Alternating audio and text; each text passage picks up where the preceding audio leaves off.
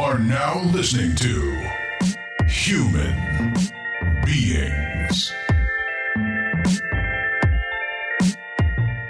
Episode 9, baby. Human Beings are back with a guest today. Special guest. We got the owner of a staple in downtown Ocala, Hair Junkies Hair Studio. Right here, owner is Manny. Welcome to the podcast, bro. Thank you. Welcome. Thank you, guys. For sure. Glad you made it, man. And thank you for being our first official sponsor of the podcast, man. Yeah. This is an awesome shop, bro, first and foremost, bro. Yeah, the most amazing I've seen. Thank you, guys. I'm glad now this time we got people that can actually see what we were talking about, because we talked about it a little bit last time. But I appreciate that, by the way. Yeah, no doubt, bro. Hey, it's genuine, bro. When I first came in here, we were talking about the shop, and I was just taken aback by how dope it looks. So I was like, bro, they got to see this. So here we are. So you were talking about potentially starting a podcast before too, right? Yeah, man. Yeah? Yeah, just random, man. Like, what kind of podcast? Like, talking about what? Bro, honestly, just random stuff. I have 2 other friends. Mm-hmm. And honestly, I think we're funny as hell when we get together. And I just feel like if we record it, it might go somewhere. It might not. But I think it's hilarious. Yeah. Plus, it's just good vibes, you know? Yeah, like that's all it is. If you constantly sit around and talk anyway, you might as well record it and see who feels like listening to exactly. it. So, and that's what I was talking about. I'd say that's pretty much how this started. Yeah. As long as it's entertaining. We talk nonsense all the time, so we're like, hey, man, let's put it on a podcast and see. Usually, we always have people who are around us or something when we're having these conversations, and they always seem like it was entertaining. So we're like, hey, we'll figure out what happens. Maybe it will, maybe it won't be. Oh, yeah. I mean, I think being a barber, it helps. For sure. Because we just talk about whatever. So do you think your boys are going to be down to do it or what? We talked about it. One of them is kind of worried about his image. Like putting it out there. And you can't be worried about that if you're going to do a podcast. That's for sure. So that's the only thing that's holding us. I mean, Chris comes out in public, so he's definitely not worried about his image. But I mean, I say just do it, man. I think 2022, you're more acceptance of a lot of different things. For sure. Just go with it. See what happens. If you're not, you better be. You might get canceled. Shit. If that's the case, we'll end up on Rumble only. No more YouTube. So where are you from, bro, for people who don't know you? Salinas, Puerto Rico, man. What side is that? Because I'm Puerto Rican too, but I don't know the whole island. So. Yeah. South side. So like I was born in Guayama, but Salinas right next to it. So I know Ponce. Okay, I was gonna say I know Ponce is right down next there. to it. Okay. I have no idea where you guys are. So. When you went to San Juan, right? Yeah, that's it. Okay, all the way like across. the complete opposite. Yeah, of where that is. That's the other side. That'll be the south side. Still at the beach, chilling. Hell yeah. So what brought you over to Ocala? Because for us, when we think Puerto Ricans in Florida, we think Kissimmee.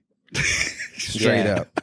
Which is where we're from. Which is funny because it's a lot different, definitely. But it is a lot of Puerto Ricans. Kissimmee, Orlando it turned into Puerto Rico. So how'd you not end up there and here instead?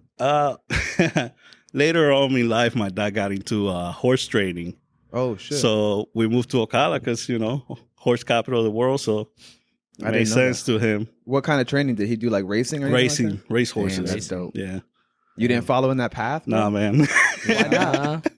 I don't know. Just never. I don't know. It just wasn't for me. I cleaned the stalls. I did all the work. That's what it was then. You too much horse shit. You were like, I ain't doing this. Yeah, I just wasn't into it, man. So, how old were you when you came to Ocala? 10. Oh, damn. Okay, so you know so this you've been place. here a while. Yeah, I've been here for a little bit. How do you feel about it after living here that long? I like it, man. I like it. It's chill. Have you been to any other parts of Florida like extensively or not really? What would be extensively? Like moved into another place? Well, I don't know. What would you say? Lived or more than spent more than a few days there? Frequently went somewhere frequently, else. Daytona, Orlando. But nah, I like Ocala, man. More than those for sure? No traffic. Hell yeah. Traffic right now, because we grew up in Kissimmee right when it was just cows over there. There was one Walmart for everything. Now there's like 3-4 Walmarts. Right. Just the traffic getting here to Ocala was kind of pissing me off. I'm like, yo, I gotta move out of here. Like this, I want to just drive whenever I want and have nobody in my way. It's Just Right. keep driving. You say you got to get out of here, but I can't imagine you actually Yeah. leaving. I mean, I'm kind of already out of Kissimmee, kind of towards Melbourne. That doesn't but count. You're like 10 minutes out of Kissimmee. Like Yeah. 20 minutes. Depends on how fast you go, I guess. But so for you growing up here, not having traveled very much, right? Because you told me Nah, you just I went to never- Miami for the first time recently. Yeah. Right? First time, bro. And what was your experience there? Because I know you said you've been to the bigger cities, but compared to Ocala, I feel like that's a whole nother world. Nah, yeah, it was way different, man. Even the people, bro, even the homeless people was nice. That's 'cause Really? they want that. They want Just- that money, son. That's what it is. I ain't give no money, but but the traffic, man, the traffic, that's the only thing. That's traffic is trash. Yeah, Because I yeah. was living down there in Broward, with like right on the kind of almost borderline Miami-Dade County, and I lived without any traffic, I could probably get to work in like 20 minutes. And it took me like an hour and a half every time, bro. I decided I will never live somewhere again where I have to think about what time it is before I go somewhere, which is exactly what happens when I go to my parents in Orlando. It's like, ooh, 4:00, I'm not leaving the house. And that's why I like it here. Yeah. Yeah. The I worst mean, but you've been here, you said, since 10 years old, though. Yeah. And I mean, it's growing. Oh man, A the lot last, I from want what to say I the see. last 5 years, it Yeah. just blew Yeah. up. It man. reminds me how Kissimmee used to be right. and what it is now. It's like going to that net level now. A lot of people are moving towards Ocala. Yeah, What you've been here long? Like, have you been cutting hair for a long time here? the whole time The whole time. The whole time. Since when did you start cutting hair? since 11. Since 11. 11. Oh, so here in Ocala you started. What made you want to start cutting hair in the first place? Oh man, my mom, she used to cut my hair, bro. That was it. You're Yeah, like, it I got to was do something about so this. bad. I feel like a lot of people can relate. Didn't you? You told the story I saw on your Yeah, IG yeah. about shoe shine. The What shoe was that? shine What story. happened? My mom gave me a bald spot. She was hanging out at the house, talking to my sister, and she forgot she was giving me an edge, which with the clippers upside down, she was just giving me an edge, and she forgot it. She gave me a bald spot, so she put shoe shine in my head. Did that happen in Puerto Rico or Yeah, Ocala? yeah, in Puerto Rico, and then Man. she took me to school. You got ragged on. Not until she wiped it off. Just to In front show of everybody. Yeah, just to show everybody. Nobody noticed all the way. Damn, that was original enhancements right there. Right. Shoe shine. Bro, we could have been Enhanced. rich. It was probably Kiwi. Like the Kiwi shoe shiner, probably, or some kind of Puerto Rican brand of that. Betún. Shit, man, that's crazy. So, at what point after learning? Well, how long did it take for you to get licensed to cut hair? Oh, man, I didn't get my license until 13 years ago. 13 years Okay. ago, I got my license. So I've been cutting hair for like 20, 21 years. And the shop has been open 7 years now. 7 years. Going on 8 this year, right? Yeah. So, how long, or at what point when you started cutting hair did you decide I'm definitely opening a barbershop? I started seeing nobody wanted really to grow. It was more like you go to the shop, you stand behind a chair all day. That was it, bro. That was It the daily grind. There was nobody was pushing each other. Nobody wanted to do anything. It was just you standing behind a chair. Whatever happens, happens. Like no real plans. You're Nothing. Just, you like you said, you see what happens, and if nothing happens, you're just gonna keep doing the same thing. Yeah. Yeah, I'm not about that either. Nah. I feel like in that way, the barber game has changed completely. Completely. Like it's a whole new industry. People respect it. I mean, people have always respected barbers, but now the industry is something you can call an industry. Yes. Like I don't definitely. think that was the case before. No. Nobody took you serious back then, man. It was like, oh, you want to be a barber? Yeah, good luck. Yeah, hell yeah. Well, I definitely appreciate that you did it, bro, because this shop is sick. It's definitely, I tell people all the time, best shop in Ocala. He's been in a couple too. Best so. shop I've been to, which I haven't been to a lot, but I can imagine this is one of the better shops. I mean, I just love the fact like when people step in for the first time, they're kind of, you can see it in their face. They're just like, oh, It's different. yeah, this is dope in Mhm. here. Right. So I know we talked about your ideas for how you, because this place didn't look like this the first couple years. Nah, right? man, How nah. long ago did you do the remodel? Right before COVID. And that was because a trailer crashed in here. Yeah. I meant to ask you, was anybody in here when that happened? No, man, we were about to open on a Friday. Wait. So what happened? Somebody had a long trailer, like an open trailer, Okay. and they went over the railroads too fat, and they didn't secure the trailer to the truck, and it just came off, landed inside the shop. Like how far in? Not too far in because there is some columns that stopped it, Okay. but it destroyed a lot of the Damn. entrance. Was the fish tank in here at that time? Yeah, the fish tank. Because everyone who was here before, he apparently had a big saltwater tank. How many gallons was it? 100 gallons. A 100-gallon saltwater tank. And every time somebody comes in here who had been here before, the first thing they say is, I think I've been here before. There was like a fish tank in here, right? Yeah. It's like the first thing they say every time. So that got messed up? No, I didn't get No? messed up. It's just, man, it was just too much to keep up with. Yeah, it's a lot of maintenance. Yeah, but it was cool because I didn't have a lot in the shop. Like it was a very simple shop then, but it had a fish tank and you could sit around it. So that was like the wow factor, you know. I Yeah, need people to come in. Yeah. Well, I think it's dope now that the wow factor is just art. Right. I feel like that's a Yeah. whole different element because I can speak for myself at least. You know, our whole last episode had to do with creativity and art and things like that. And I think that that's a part of the information age that we live in that people have kind of separated themselves from, maybe not intentionally, but they forgot just how to appreciate the simple or more original forms of art. Right. So when they come in here and they're just waiting, they just have nothing else to do but to like immerse themselves in the imagery. Right. Who is it that Ryan Newman. Ryan Newman? Yeah, he's a local artist here in town. Okay.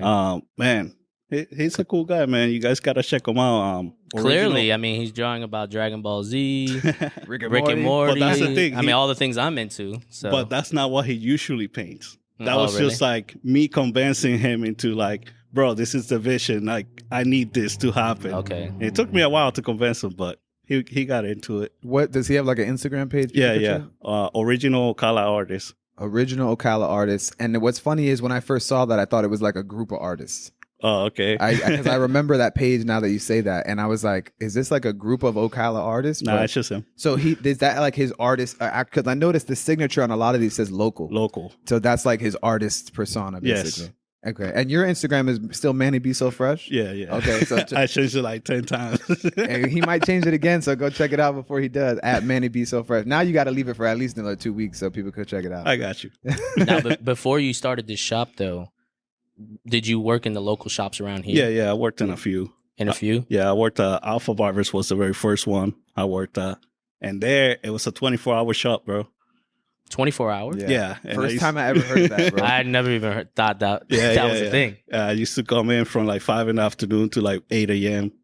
That's a Damn. wild shift, bro. Yeah. That was back when you were grinding for like probably $10 haircuts, Yes, exactly that. which is crazy considering we charge $40 for an appointment now. And I know that's how it used to be, but like you said, the game has changed, bro. It's Completely different. changed. You can still get a $10 haircut, but it Yeah. ain't gonna look like this. No. Yeah, not at all. I haven't even gotten a haircut in like over 3 years. So I mean, yeah, we can yeah. the tell. prices the price has definitely changed in just those 3 years. Yes. For sure. For sure. But they needed to. I mean, we spent like 15 years where haircuts were still Mm-hmm. $10. And the Yeah. grind is crazy for the amount of effort and experience I think it took to achieve that level of mastery. I mean, I'm very, very much grateful that I came into professionally at a time where it was respected this much. Right. Because I think if I would have came in when you came in, I might have left, bro. Because of the amount of energy and experience and time that you're putting in and the payout, I would have probably been like, yeah, I don't think I'm gonna put this much time into this, bro. Yeah, it was definitely just love for it. For sure. It's definitely hard. Well, it paid out for you. Yeah. Paid out for you. and because you're an actual artist yourself, I say that like if barbering's not an actual art, but because you do art now too, but you didn't start that till way later after you started cutting, right? Like drawing and painting and stuff like that. As a kid, I used to draw. I used to do art competitions, but like drawings, pens, pencils, things like that. I did pretty well with it. But I got back into art after COVID because we got shut down. Oh, was that long? I thought you got into it way before that happened. Nah, bro. Damn. Yeah, so I so spent all like this. I spent like 15 years where I didn't do anything. Damn. Mm. Well, we're definitely gonna have to show some of your pieces, bro, because like that's the piece I was telling you about right there, the Rugrats Cartoon Network collab piece. Courage the Cowardly Dog. That's it. Yeah. You did that one? Yeah, I did. That's dope. That's a sick painting, bro. Yeah, that one's going to Tyreek Hill, He's the NFL player you're talking Yeah, about? yeah. What team is he on again? the Kansas City Chiefs. Damn, son. You're about to get that's next level. Once you start selling art to NFL players, you're about to hit the next level, I feel like. I hope so, man. But you wouldn't stop cutting hair though, right? I mean, I don't think I will ever do it because I do love it. Mm-hmm. but I have been slowing down a lot just because I can feel that. Yeah, I've been into it like 22 years. I mean, if you get us full of good barbers in here, you won't have to, right? Exactly. So you think once the time comes, like right now, we only have one empty chair. Right. So if we fill that spot and another good barber wants your spot, you're giving it up? Yeah, they could have it as long as everybody could get along. Yeah, for sure. That's the only thing you would care about. You would like wait for that to settle down and make sure. Which is why I taken my sweet time and I don't play with that anymore. Because you've had the experiences before that. So you want to make sure it's a good vibe. That's overall. all I care, man. Yeah. That's all I care about right now. For sure. Well, we got a solid base right now. That's for sure. Definitely. So, and JB seems cool. He's the newest one in. Right. I wish I could shout him out, but I don't remember his IG name. But he seems cool so far. He's from Arkansas. I was talking to him yesterday. So not to be specific or anything, but those rough experiences that you're talking about when you started the shop or even throughout, what do you think were the biggest lessons you took away, other than obviously making sure everyone gets along? Like you had to have. Actually, I know for a fact you've had some crazy experiences. Yeah, there's a lot of them. What do you think are the ones that if someone was trying to start a barber shop or any business where you had to have a team of people? What do you think are the lessons that you took away from that are more valuable? I mean, I think it depends all in the type of barbershop you want. Mm-hmm. You know, like what we do, which is like a specialty barbershop where you get exactly what you want. Mm-hmm. That's harder because there's a lot of ego involved. For sure. Everybody needs an ego. I think without it, you can't do anything. Mm-hmm. Where it gets out of control, that's something else. Right. But you need some type of ego to be able to do whatever you love to do. So with that being said, you need to figure out how everybody could get along, that there's not so much of that I'm better than you. Mm-hmm. It's just like we all love this shit and we just want to do better. That's it. We all just want to grow to the next level. Like we're all talented, and it's not about competing with each other. Exactly. It's about growing together. I think that's an element of just of working with others in general that can be learned from, because I think we've even our workplace experiences before, even if it's not art and ego, it's like power, authority, and ego and position, and I'm above you. And it's like, why can't we just, it doesn't matter where you're at. Why can't we just try to elevate each other? Exactly. So I think that's interesting that you brought that up, though, because anyone else, especially with like the woke mentality, is all about, you know, some people may have taken a mushroom trip and think that like they've dissolved all ego forever and it's never coming back. And I think that that's a bad interpretation, because you're always going to have it there, like you said. Now I think you're crossing the line talking crap about shroom trips. I'm not. I'm talking crap about a certain type of person who might. You've never done shrooms before, huh? No, man. But honestly, I want to. Hey, You should. the podcast. We might have to introduce your boy. Not forever. Yeah. No. Just experience. Exactly. For sure. Yeah, No, yeah. but the thing I say is, I say that because people think like the ego is bad and only bad, and I don't think that's true either. No. It's about whether or not you allow that ego to control you. Exactly. And if you can't moderate how It's that a is tool. influenced. It's a tool to operate within the world. Exactly. It's But like once you start identifying with that ego, For real. that's when it creates friction with other people. Yeah. yeah. It could go that way real easily. If you can't like learn to let it go, like Sadhguru says all the time, like you're carrying a knife or a tool, you're using it when you need to, and when it's time to drop it, you put it down. Yes. Like you don't just run around with knives and hammers in your hand all day. That's some Dexter Didi stuff right there. So those being your roughest experiences with the ego, do you think that you're going to have any challenges? Because moving forward, I know you want to do art, but is there any Right. other type of business that you think you want to go into? Or do you think you're just going to step away from barbering, run the shop, and then go into just strictly art? Or what are your plans in that direction? Yeah, I just want to do art for now. I want to see if I could pursue a career in art.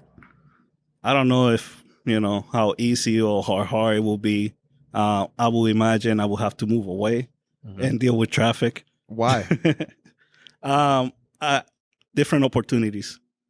You have to go to where, okay, so like a good example, if I want to sell to somebody that has money, I got to go to them.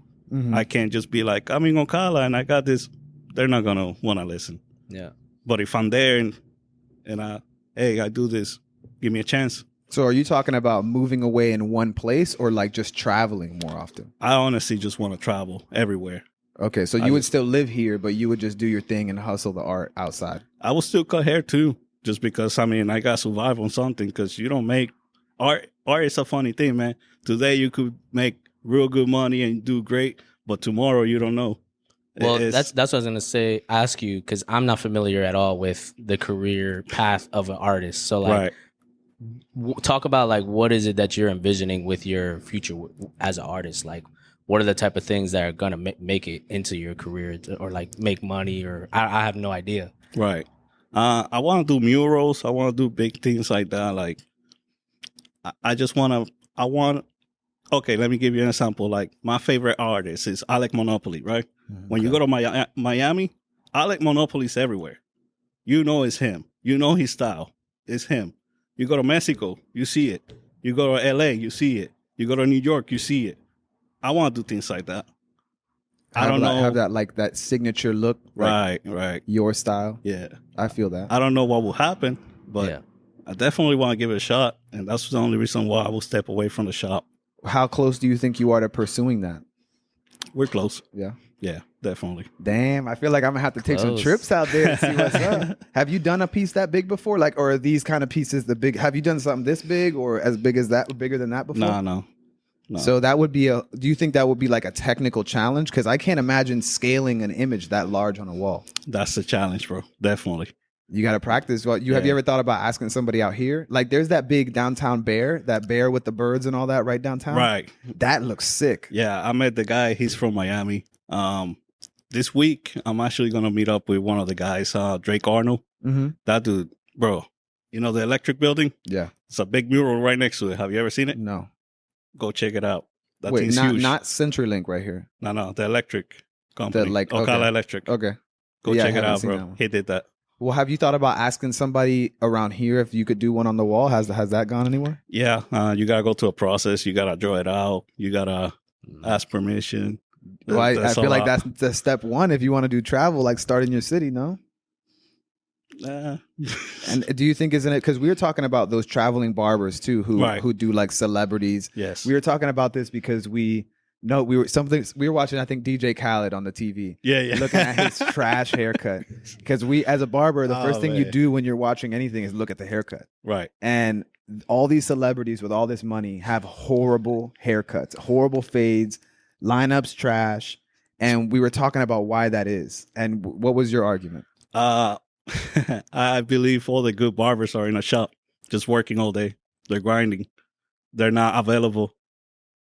But if you make yourself available, then they'll call you, make it happen. Because these guys are paying Yeah. hundreds of like $800, $600 for a haircut. So you're saying a lot of celebrities' haircuts are trash. A lot of them. Bro, take one of the biggest Check out ones. the I don't have NBA. the eye for it, obviously, because I'm not a barber. Have you seen the but- NBA? It's horrible. I mean- like I'll tell you one that's really surprising. Drake gets trash fades. I would say 80 to 90% of Drake's fades are trash. Hit him up, bro. Bro, but that's the thing. You look at that and you would think that there's no way this guy's going to want a bad fade or the design they put in. Like when you look at, for example, the designs you do and like the little hearts he gets all the time don't even look good. Yeah. It's like, how is this possible? And it's because of what he says, because the same thing applies, to tattoos. So many celebrities have horrible looking tattoos. And it's because whenever they want it right now. Whoever's willing to do it right now, they'll pay them a ton of money. Mm-hmm. And then just like, I got it, I'm good. At least with haircuts, it grows back. Tattoos, they're screwed. Yeah. So do you think you would try to go into like the celebrity lane? Or, Oh, hell yeah. I mean, you already got an in with the NFL player, bro, because you cut his hair now, right? Whenever he's in Florida so far. So have you ever, do you feel like that's something you have to approach delicately, like trying to get, or do you think you're just not going to say anything and it be on him to try to get you to another? Nah, I think you just got to move, man. Because if you just wait around. It's not going to happen. Nah, man. I waited for so long. Because you look at guys like Frank the Barber, Right. or all the local celebrity guys, or these guys, Drew Cuts or whatever his name is, and it's like these are Florida barbers. Frank the Barber lives in Orlando. He cuts LaJuan James.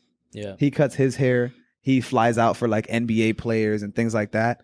And there's a bunch of those guys, and I'm just thinking all the time, like, how do those guys find them to begin with? I know obviously word of mouth, right? But like the first couple is like, how did they land that? Maybe they know somebody that they know. I figured that'd be the only I think way. social media, you gotta go viral or something like that to be acknowledged nowadays. Yeah, I guess so. But I'll take that. I mean, I also bank on some of my clients making it big. Like, yo, do your thing, bro. Yo, do for your real. thing. Get me up there. Like, I'm like, yo, whatever you gotta do. I cut him, man. Let me show you some pictures. Yeah. Hey, man, that's all it takes. But for real though, you it's crazy because like I consider myself a good barber, and just like everybody else in the shop too, right? And I look at the haircuts we do, and so many people you meet out there, you tell them you're a barber and it's one thing, but then you show them our work and they're blown away by it. Changes because everything. there's a different level of hair. Like they can tell the difference in the quality of the haircut. Even if you know nothing about it, you're like, damn, that looks sick. Right. And have you seen his designs and stuff like that? Like he'll do like full I am Groot images, roses, feathers. Oh, like, yeah?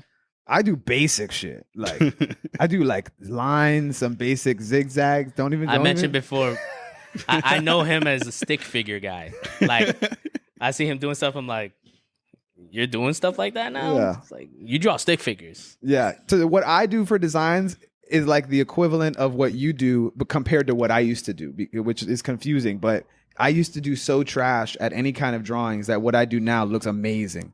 But I can't imagine how you take the negative spaces and work with it. And it's basically like a hair tattoo. I don't understand how it works, but it looks amazing. I don't understand either sometimes, but use the third eye. The third eye method will be like, okay, if your eyebrows here and your ears here and you're looking at the picture, how much space do you really need for that image? Yeah. Well, you talk third eye to us, we're talking a whole other third eye, boy. Hey, I like that too. So, well, you mentioned that you think you would try shrooms, or you would like to. Yeah. What is it? What's your perspective of that? Just interested. What's attractive to you about that? Just see what else I could find in my mind, in my imagination, you know? Is it scary to you at all? Hell yeah. What is it that, what have you seen on it? Like what got you into thinking about doing it? Honestly, I started smoking weed not too long ago, like a few years. And I just I noticed that doing art, it helps. Oh, yeah. So what if I could like, sure. What, how do you think that helps you? More concentrated in the moment, more deep in my mind. Mm-hmm. I could definitely like, what would be attractive in that moment for the eye. Okay. And you think that mushrooms would be something more relatable to that? Yeah. Deeper. Way deeper. Yeah, I like that. Way deeper, bro. I would definitely agree. I was actually talking about that in the last episode, that I didn't even understand art. Right. Like, because I used to draw, like, I would like to draw buildings precise, like a precise drawing. That would be me. But that's how I used to want to draw. Right. But I used to look at other people's arts, and I'm like, I don't even know how you drew this. Like, Right. there's like no concrete structure of what's going on. And for me, it was just like, I don't see myself ever doing that. But because of my experience on shrooms, it makes me understand it way more now, like way more. Because when you're on that experience, it cuts down the boundaries that the logical mind tries to put around things. Mm-hmm. So it expands it to another thing where everything kind of fuses together. Right. And then it becomes something different altogether than just the typical precise drawing. And that's the thing. That's why I want to get into it. Because right now I'm stuck in this, it has to be this way. Mm-hmm. I need to get out of that. That's true. So how would you, based on what you do know about it, if somebody gave you some mushrooms right now, how would you go about taking them? I'll go home. Okay, well, I'm gonna tell you right now, don't do that. So what would I do? Go ahead. Go ahead. I'm interested to see what he's gonna say, but the only thing I tell people is, first of all, if you definitely not something to take lightly and just, I got some shrooms, I'm gonna go take them right now. Right. Like, definitely not, because I think that people don't understand the power of them and like what they could potentially do for you, good and bad. Because if you're not prepared for what you're gonna experience, or you're not in the right mindset, right, it's not gonna be a good thing. And but I would say the only thing I tell people is, don't try to be around mad people. Maybe one or two trusted friends and go in somewhere where there's nature. Okay. Like go into the woods, go to the beach. I love the woods. The woods got me. It could have to do with the fact that we live in the woods now, but we did the beach our first time, and that was an amazing experience. We talked That about wasn't it the first time. Yeah, Not it was. at the beach. That was the first. No. We went to the beach our first time. Oh yeah. That's true. And we stared at the moon thinking it was a foreign object for at least Well, there an were hour a and million half. things that happened before the beach too. That's why. Which you didn't? Did you hear our fruit trip episode by any chance? It was like No, episode 3. We No. talked a lot about it, but we're gonna Okay. have to probably revisit because I Yeah, feel like there's a whole nother level of depth to go into. But that's what I would say is you have to go into nature because I feel like it's all about connecting more with the natural world. Okay. I mean, that is the preferred method that I would choose as well. But you can do it in public and things like this. However, it's just a very profound experience, and you have to be prepared to absorb everyone's energies and be able to keep your aura separate from them, because you get to a point where you can absorb somebody's negative energy quick like that. Oh yeah. If you're already like that, and then you're in that state, you can absorb it right now, and it can ruin your entire experience. It can get scary quick. Yeah. So you have to kind of be able to shift the focus of your experience around that, and be like, I'm not really trying to experience that, and you shift your focus kind of somewhere else and experience somewhere else. Okay. But even those quote unquote bad trips or negative experiences that people talk about, I've heard somebody else refer to it like this, but I agree with it after experiencing it. It's not that it's a bad trip or a bad experience. It's just it's way more challenging because the entire time it's basically whatever that source of energy is that's creating that experience, trying to teach you something about yourself and your life. So however you're interpreting that experience to be good or bad, it's just trying to show you something that you're not willing to see on your own yet, or you're not able to see on your own. So I just think it's not about it being bad. It's just about how strong you are and whether or not you can face what it wants to tell you. To add to that is what he's pretty much kind of explaining what they say is ego death. Right. So, but when you experience that, it's only it's an experience that they would consider bad, like a bad trip, but it's more of a challenging trip, not a bad trip. It's just that you weren't ready to handle the reality of you because you're so identified with the ego that it separates you from it, and it makes you feel like you are dying because you are identified with your ego so much that when it's trying to take you away, you feel anxiety and you feel like, man, I feel like I'm dying. It feels like you're dying. Because you're thinking, like, for instance, for an example, like you're a barber. You think everything is about just being a barber. You're a barber and that's your whole life. You're so attached to that.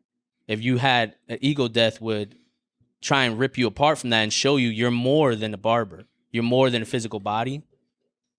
Then you're going to feel like you're dying because that's your whole life. Yeah. That's I don't really deep. I don't really consider anything a bad trip. It's whether you were able to handle it. Yeah. Were you able to handle it? Because it was a challenge for you. Right. But and I definitely experienced that for sure. Yeah. How are you? He has to. Hell yeah. I think everybody has to, huh? Yo, I have several tattoos on my arm that are directly related to my mushroom trips. Really? Yeah. He kept saying the whole time, I need to cut my hair. I need to cut my hair. And he cut his hair and grew it back out after that. Oh, wow. And I have a theory on that, but I'm real quick because I mentioned the tattoos. The reason I say that is because I don't take tattoos lightly, but I've had the experiences that I had were so profound and so life-changing for me that there was no doubt in my mind I wanted to get these specific tattoos because they literally changed the type of person that I was. Ooh. You know, Okay. If I never did mushrooms, I literally would be an entirely different person right now. And I'm very thankful for that because I feel like I've grown way more than I would have naturally without those experiences. And my life is so much more true and enjoyable now. And I'm so grateful to that I never want to forget those experiences. Even if I never do mushrooms, I haven't done it in years. And even if I never do it again, which I don't feel like I have to, I might. But I'm just so grateful to that I want to cherish those experiences, and that's why they're on my arm. I was just gonna clarify. It sounds like we're a bunch of mushroom heads. Nah. But I haven't done it in years. I don't need to. We've just analyzed the experience, Right? And For a long time. because I'm not really for drug-induced experiences per se. Okay. There was a purpose behind what the experience that I was trying to experience. Yeah. Okay. There was a purpose behind why I was doing it. Because I don't smoke. I don't. It's really not like, do anything. let me do shrooms and get fucked up. Like, that's not the point at all. Right. It was more like when you I hear mean, about. you could do it that way, but I would not do it that way. Like, that was never the intent behind it. It was more, for lack of a better term, it was about a spiritual purpose. You know what I mean? Like, to experience something that is greater than yourself, but it's not about. That's it. That's the best way to put it. If I say more, it's gonna just be convoluted. But yeah, like the natives did. But exactly, like when you have shamanic experiences, ayahuasca, those, I feel like those are just like next level. Like, I feel like mushrooms is like entry level, DMT, ayahuasca, next level. I'm not ready for that. I personally don't think I'm ready. I definitely want to try all that shit. I eventually, I think I would. You want to or you won't? Oh, I want to. Oh, you want to? I feel like I will have to have somebody that knows. Hell yeah. Yeah. I wouldn't just be like, oh, let's just do this. Like, I'm pretty sure without. I'm pretty sure. I mean, I can't even imagine the people that do that. They're like, fuck it, let's just do shrooms, and they're with a whole bunch of horrible vibes, and they just do it. I'm just like, all right. I would Good say luck. without mushrooms and psychedelics, Chris wouldn't have his goatee braided with a metal piece in it right now. If what? Without psychedelics, you wouldn't. Your goatee wouldn't look like that. I would still. I like the Viking type. I feel you, but I disagree. But what you said something that I meant to come back to before I was talking about my tattoos. With the, do you remember what it was? Right before I said tattoos, I went back to the tattoos, but I don't remember what you said. Nah, I don't Lost know. it. I don't know. Damn. I lost it. It's all right. It'll come back eventually. So what are those tattoos, if you don't mind? For me, shoot, I put this sweater on because you had one on and I felt left out. But so I have, for one, I have a triceratops right here. The skull of a triceratops with crystals coming out of the bottom. There was a triceratops chasing him in his shroom trip. Nah, I'm just kidding. That's I'm just kidding. No. Over here, like, whoa. No, it's a triceratops skull with mushrooms growing out of the top and crystals growing out of the bottom. So that's one of the core ideas. The other side is an alien sitting on a mushroom UFO. Like, the UFO is a mushroom, and it's taking up a bull, which can also be perceived as a dog, which I'm happy either way. And then the alien sitting on there has his third eye open. Let me just add that I'm doing this like ASAP. we're like selling you on the idea. Oh, yeah, easy. Let me just say, I don't feel like he would have gotten as creative in ideas without that experience. On that, obviously. Yeah, I mean, the one in here is interesting because I think we talked about that Scott Springs, but it's a space panther. It's like a traditional American style panther, but he's created out of space. So it's like his body and all that, the stars, the moon. And that one is multifaceted because one, the Florida panther is legit. Okay. Right? Two, the high school we went to, the mascot is the panther.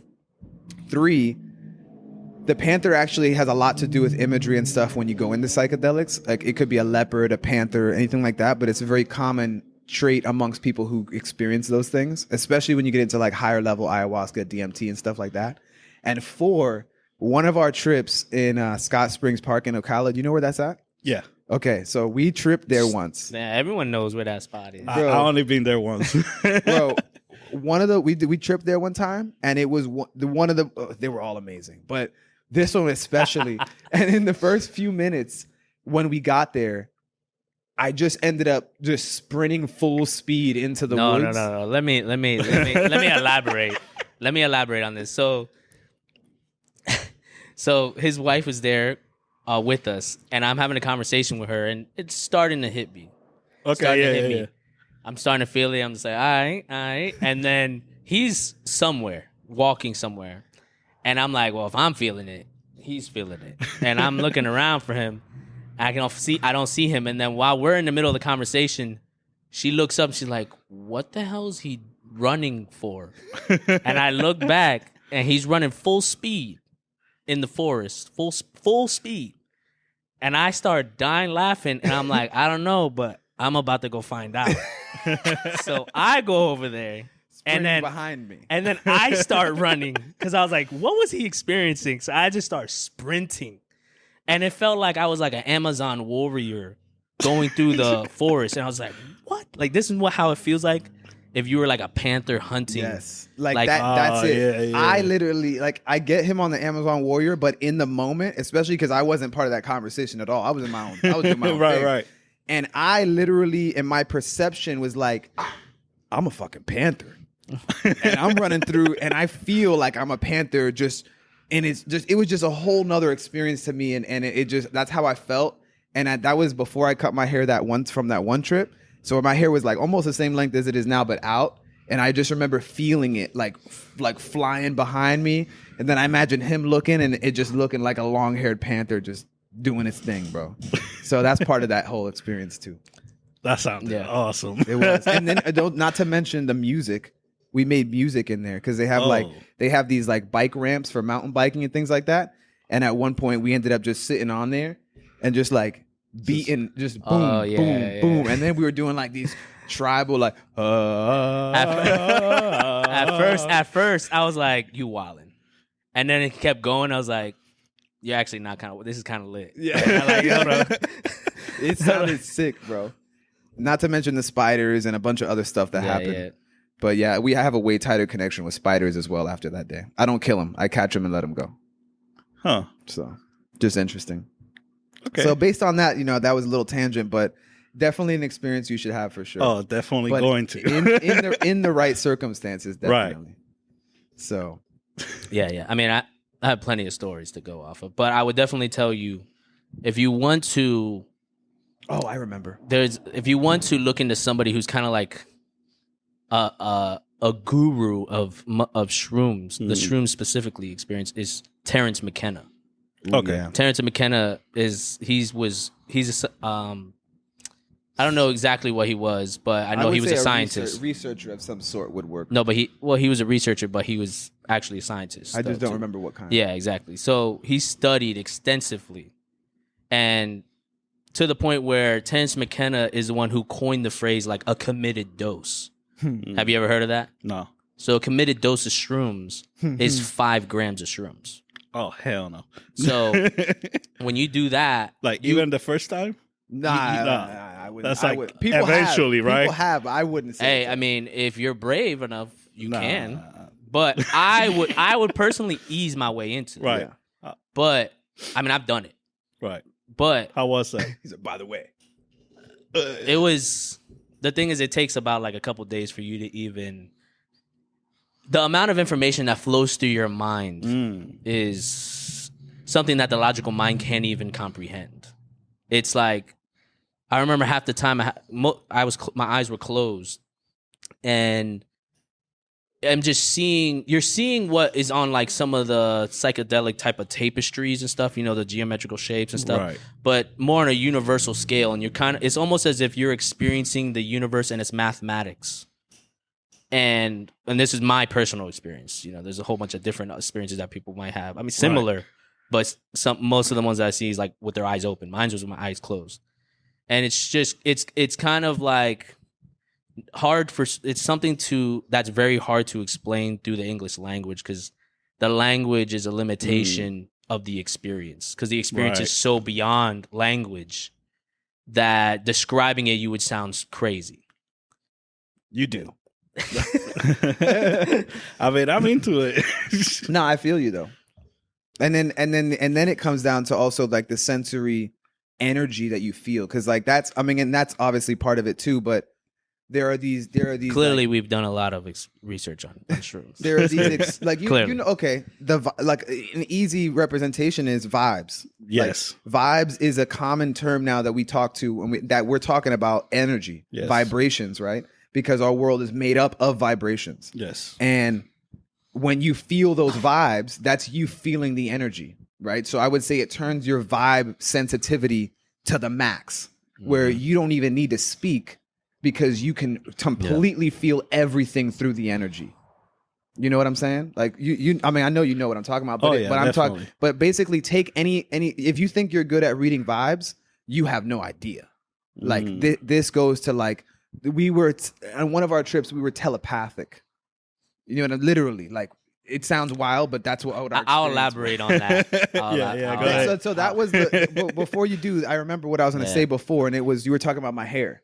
And this is something you and Dez, you got long hair back there too. So you guys understand, like, hair is like, I've heard somebody refer to it as antenna, right? It's like it's an energy, it's antenna for energy basically. And for some reason, this is the same day that he said he's going to elaborate on. I think we were like 3.5 grams, 4 grams, something like that. 3.5 grams, which was my biggest dose. I haven't done 5. And for me, I was feeling like I had negative energy in my hair. And it was because I had accumulated it over the point that I was in my life for some reason, that there was a lot of it in there. And I just kept feeling, he said, I kept saying, and I remember it, like, I got to cut my hair. It's got to go. It's got to go. It was like the length that it is right now at the time. And that next week, I cut my hair. I chopped it off.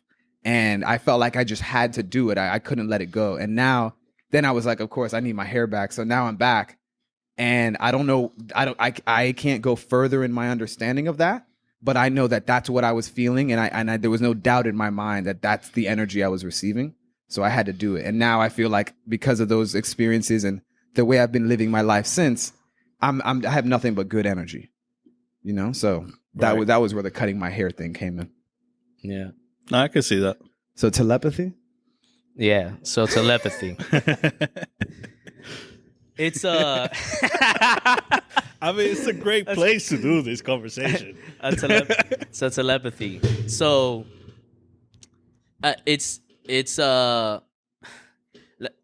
before that experience, let me just preface this. Before that experience, it was very hard to comprehend logically the idea of telepathy. Because until I experienced that, and then I started doing a lot of alien research and other stuff like that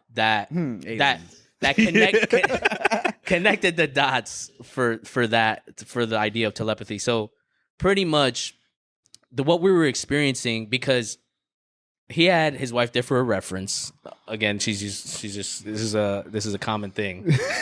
Her just being there, the babysitter, I guess. Yeah, but also, so we were crazy. We were in my head. I'm like saying a million things to him, but I'm not seeing his mouth move, and I'm just like, we are not having telepathy. And so me and him are very skeptical people. We're not people who are going to take something from the surface. Like, we're testing it out as it's happening. It was like, bro, go over there. Go over there. Can you hear what I'm saying? Come back over here and tell me what I was trying to tell you. And we're just like, there's no way we got telepathy.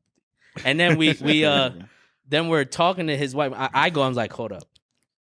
Have we been talking to each other, moving our mouths? And I'm thinking, it's obviously a drug. Like, maybe we're just not, maybe it's just an illusion right now. And she's like, no, you guys have just been staring at each other like idiots for like 30 minutes. And I'm like, that's crazy. Yeah. I was like, yo, that's crazy. It's like, yeah, you guys are weird. At one point, and I don't know. You knew what he was talking about, right? No, I did. And at one point, she said that he was doing these weird hand signs, that he was sitting in the chair just doing like some crazy thing with his hands. And I'm just like, I know exactly what he was talking about.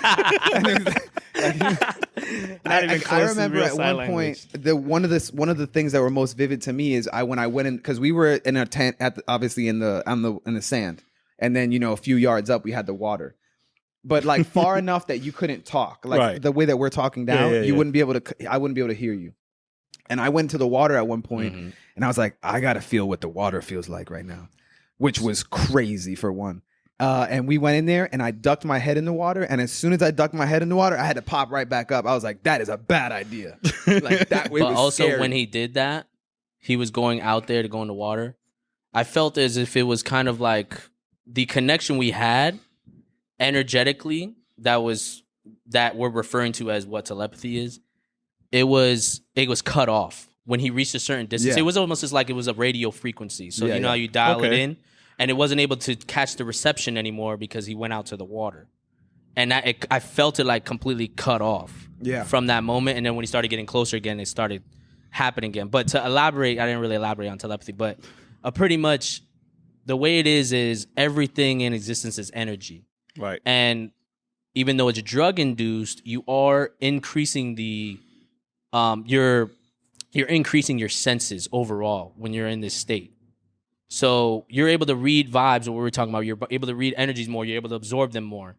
And if everything is energy and the mental thought can be measured as energy, which it can be, then all I'm doing is I'm unlocking an ability to sense on such a deep level that you don't even have to talk. Your thoughts are actually omitting energy because the sound from your voice is just you processing the information to try and talk it out, because that's what we've been programmed to do. But I've transcended the need to talk because I can feel your energy without you even talking. I already know what you're going to say, because it's like an instantaneous understanding of it, because you're so your level of receptivity to the energy is so high in that state. And I would compare it. I hope this isn't too abstract or sound wild, but like I would compare It's it definitely to, going to sound wild. yeah, for sure. I would compare it to a mother and her child, Okay.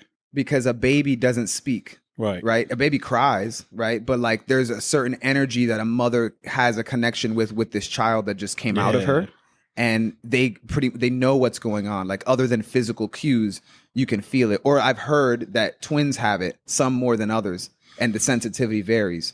But there's something more that strengthens that connection where it doesn't always have to be spoken. Right. So that's definitely interesting. So you still want to do it? Oh yeah. Even more now. I mean, shit. The only thing I would want to put on there at the tagline for that would be something I heard is beware of unearned wisdom. And I say that in terms of if you are not, it goes back to the mind state situation. Right. If you're not prepared for what you're going to be shown, it could impact you negatively once you return. And when I say once you return from that trip, that's why they call it a trip, right? You're going on an adventure, and when you come back, you're not going to look at life the same way. And that could be, for a lot of people, it's a positive thing. But if you're not in the right space, it could not be a good thing, you know? And I would just say that. Make sure that you know within yourself, you're not just taking it to take it and just doing it on a whim. And because for me, I've thought about this for years before I did it. Okay. Yeah. And I knew that day that we did it the first time, I knew that I was ready. Like I was ready to face whatever it was I was going to face. And I wanted that. And you have to be ready for that. And if you're not ready for that, then chill. Like just, it's not worth it if you're not ready. That's what I would say. Right. I would say also to argue that sometimes you will never be ready. And sometimes you have to just jump in. But yeah, it's a balance. It's a little dance. You know what but if you're trying to go the safer route, then you can prepare yourself for it to be a little bit of an easier ride. Yeah. Right. Because our first dose was 1.5 grams. That's still pretty brave. You think so? I would think say so. if you're not doing a gram, don't do it. That's What still would in be the fun zone. microdosing? Microdosing would be like Definitely half less. or below, maybe. See, that's what I'm saying. That's pretty brave. But Oh, that's but- not a. But that's not a. So there's a borderline that that people refer to when they talk about their experience on psychedelics. Right. And the borderline would be: did you have a mystical experience? Right. The stuff that we're talking about were mystical experiences, and if you don't take enough, Right. you're gonna feel some funny things. But you're not going to have a mystical experience. And any of the benefits in the research that has gone through psychedelics, all those benefits come directly correlated with having a mystical experience. So if you don't take enough, Right. you're not going to hit that, and you're going to have a convoluted perception of what a trip is. You know? And I don't know if that's good or bad, but I would say for your first time, you want to have that mystical experience. So that's why I would say. That's what I would say. I would say if you're trying to ease into it, do not take more than 2.5 grams. I Correct. consider 2.5 and down the fun zone for me. Yeah. Okay. Where I could go out to the springs, I can go out to an adventure. I can go out in public for me, but It'd still be wild, but you can do it. But you can do I it. don't think You I could want do to it. do that. anything beyond that, what happens is it kind of messes up your discriminatory mind that separates everything that's the physical world. So like me knowing that that's the sweater on his body, that's my discriminatory part of my mind, able to distinguish between the difference between him and the sweater. So when you get to a certain level, you're slower to understand that. Meaning, so like for instance, I was going to I went to my car after the beach, right? And just after intense experience. And it took me a while to comprehend, this is a door handle. I need to open this, grab this, open it, and then open. And the thing is, I research into it so I understand what's going on while it's happening. I'm just analyzing it, but I'm just interested. I'm like, wow, this is actually really happening. I'm actually experiencing this right now. And then I open the door mad slow, and I'm just like, wow, that was a mission. Yeah, just to do that, to open the car door, and that's why you don't go above that. Right. For me, I don't go above the fun zone. Okay, because those unless I'm in a safe environment and that I want to be in. Those perception changes, it makes it the world seem as if you've never seen it before. Literally, like a child coming into the world, you don't know what anything is. It's not that you're in a different world, but your view and perspective of the world. Can a shroom vendor sponsor us? Yeah. Because at this point... In Oregon, I think, maybe. If we got anybody in Oregon listening, shout out. But yeah, so like the world that you see before you is the same world, but you're viewing it through a lens of a new child coming to an alien world, right? Like maybe that's dramatic wordage or verbiage, but everything you see is the same thing, but you see it as something totally new that you've never seen before in a way that is so different to you. You know, it's beautiful. So you're going to do it? Hell yeah. We went on a little bit crazy there. What do you think about the experiences that we just explained? Like, what's your perspective of that? I mean, you just gotta go for it, man. You gotta just try. You gotta experience it. It's just interesting to me, man. I'm not sure even how to explain it. We might have to check that out. Right? We might have to see. We'll schedule a shroom episode. Now, there's some people that claim they actually see things like leprechauns and stuff like this in the woods. Right. Like even Terence McKenna, the guy I was telling you about. Yeah. He claims this as well. I've never experienced anything like that. Me neither. Not even relatively close. Nothing hallucinogenic. Like I've never seen something that's not there. Okay. I've taken the committed dose. Right. So I don't know why they're experiencing that. Maybe it's their location. I don't know. Maybe they're going. I don't know why. Everybody's mind is different. So yeah, I don't know why. But they supposedly experience maybe beings and stuff like that. I feel like that's like crazy doses. Yeah, there's actually a community of people who take 20 grams of shrooms, and I can't even imagine that. Like you've got to be insane. Debatable. What's the most you've done? Me, 3.5. 3.5. 5. Yeah, 5. I'm good. Like if I never did it again, I'd be good. I'm good for life. You just want to experience. Yeah, I could, but like I'm not like, oh my gosh, I'm waiting for my next experience. Right. The ones that I've had have been enough to make my life so much better. I never need it again. That's what I'm hoping for, honestly. I'm not trying to be like, oh, it's the weekend, let's go party. No, and I think that when you get into that, I think that actually starts taking away from it. Okay. I think that it doesn't. It's not the same thing anymore. Yes, but it's a different experience. It is. Yeah, I can't speak on it. I wouldn't necessarily say taking away from it because it's just a different experience. Taking away from a mystical experience. I think taking away from how profound it is. Yeah. That's what I would say. What do you think about seeing people seeing other beings and stuff? What do you think about that? Oh man. Do you think there's aliens? Let's just jump right in. Let's jump right in to the deep end. I think so. You think so? We can't be here by ourselves, man. Well, okay. So here's a different way to ask that. What is your perception of aliens? Like when you think of an alien, are you open on that? I'm open on it. I mean, I don't know. I never seen it, but so like that documentary you told me about the phenomenon. Yeah, it trips me out that all the kids drew the alien the same way with the big eyes and whatever. It's like real quick. It's not really what they look like. for people who that's such the stereotype typical. It's just weird to me. Alien. I would think they would look just like us. But why would they all draw the same thing? I'm not questioning that if they saw it. No, I'm just saying that's the stereotypical. But have you seen that documentary? I seen I have not seen the full thing, but I've seen He's clips missing of it. like 15 minutes. Yeah. Bro, that's The the only beginning 15 minutes you need, really. Because that's the most interesting thing of the whole Yeah, I mean, I series. saw the beginning of that. Right. Where the kids saw an alien land. That they talked in the typical stereotype. Right. And that's it. I mean, there's nothing more that you can even prove at that point, because it's kind of like they saw it. You can't, All these people saw it.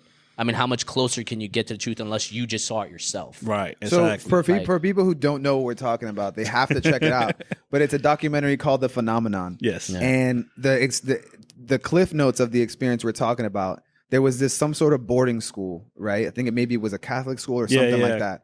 And which makes it even crazier, right? More That messed it was up. like a Catholic school or something of the sort.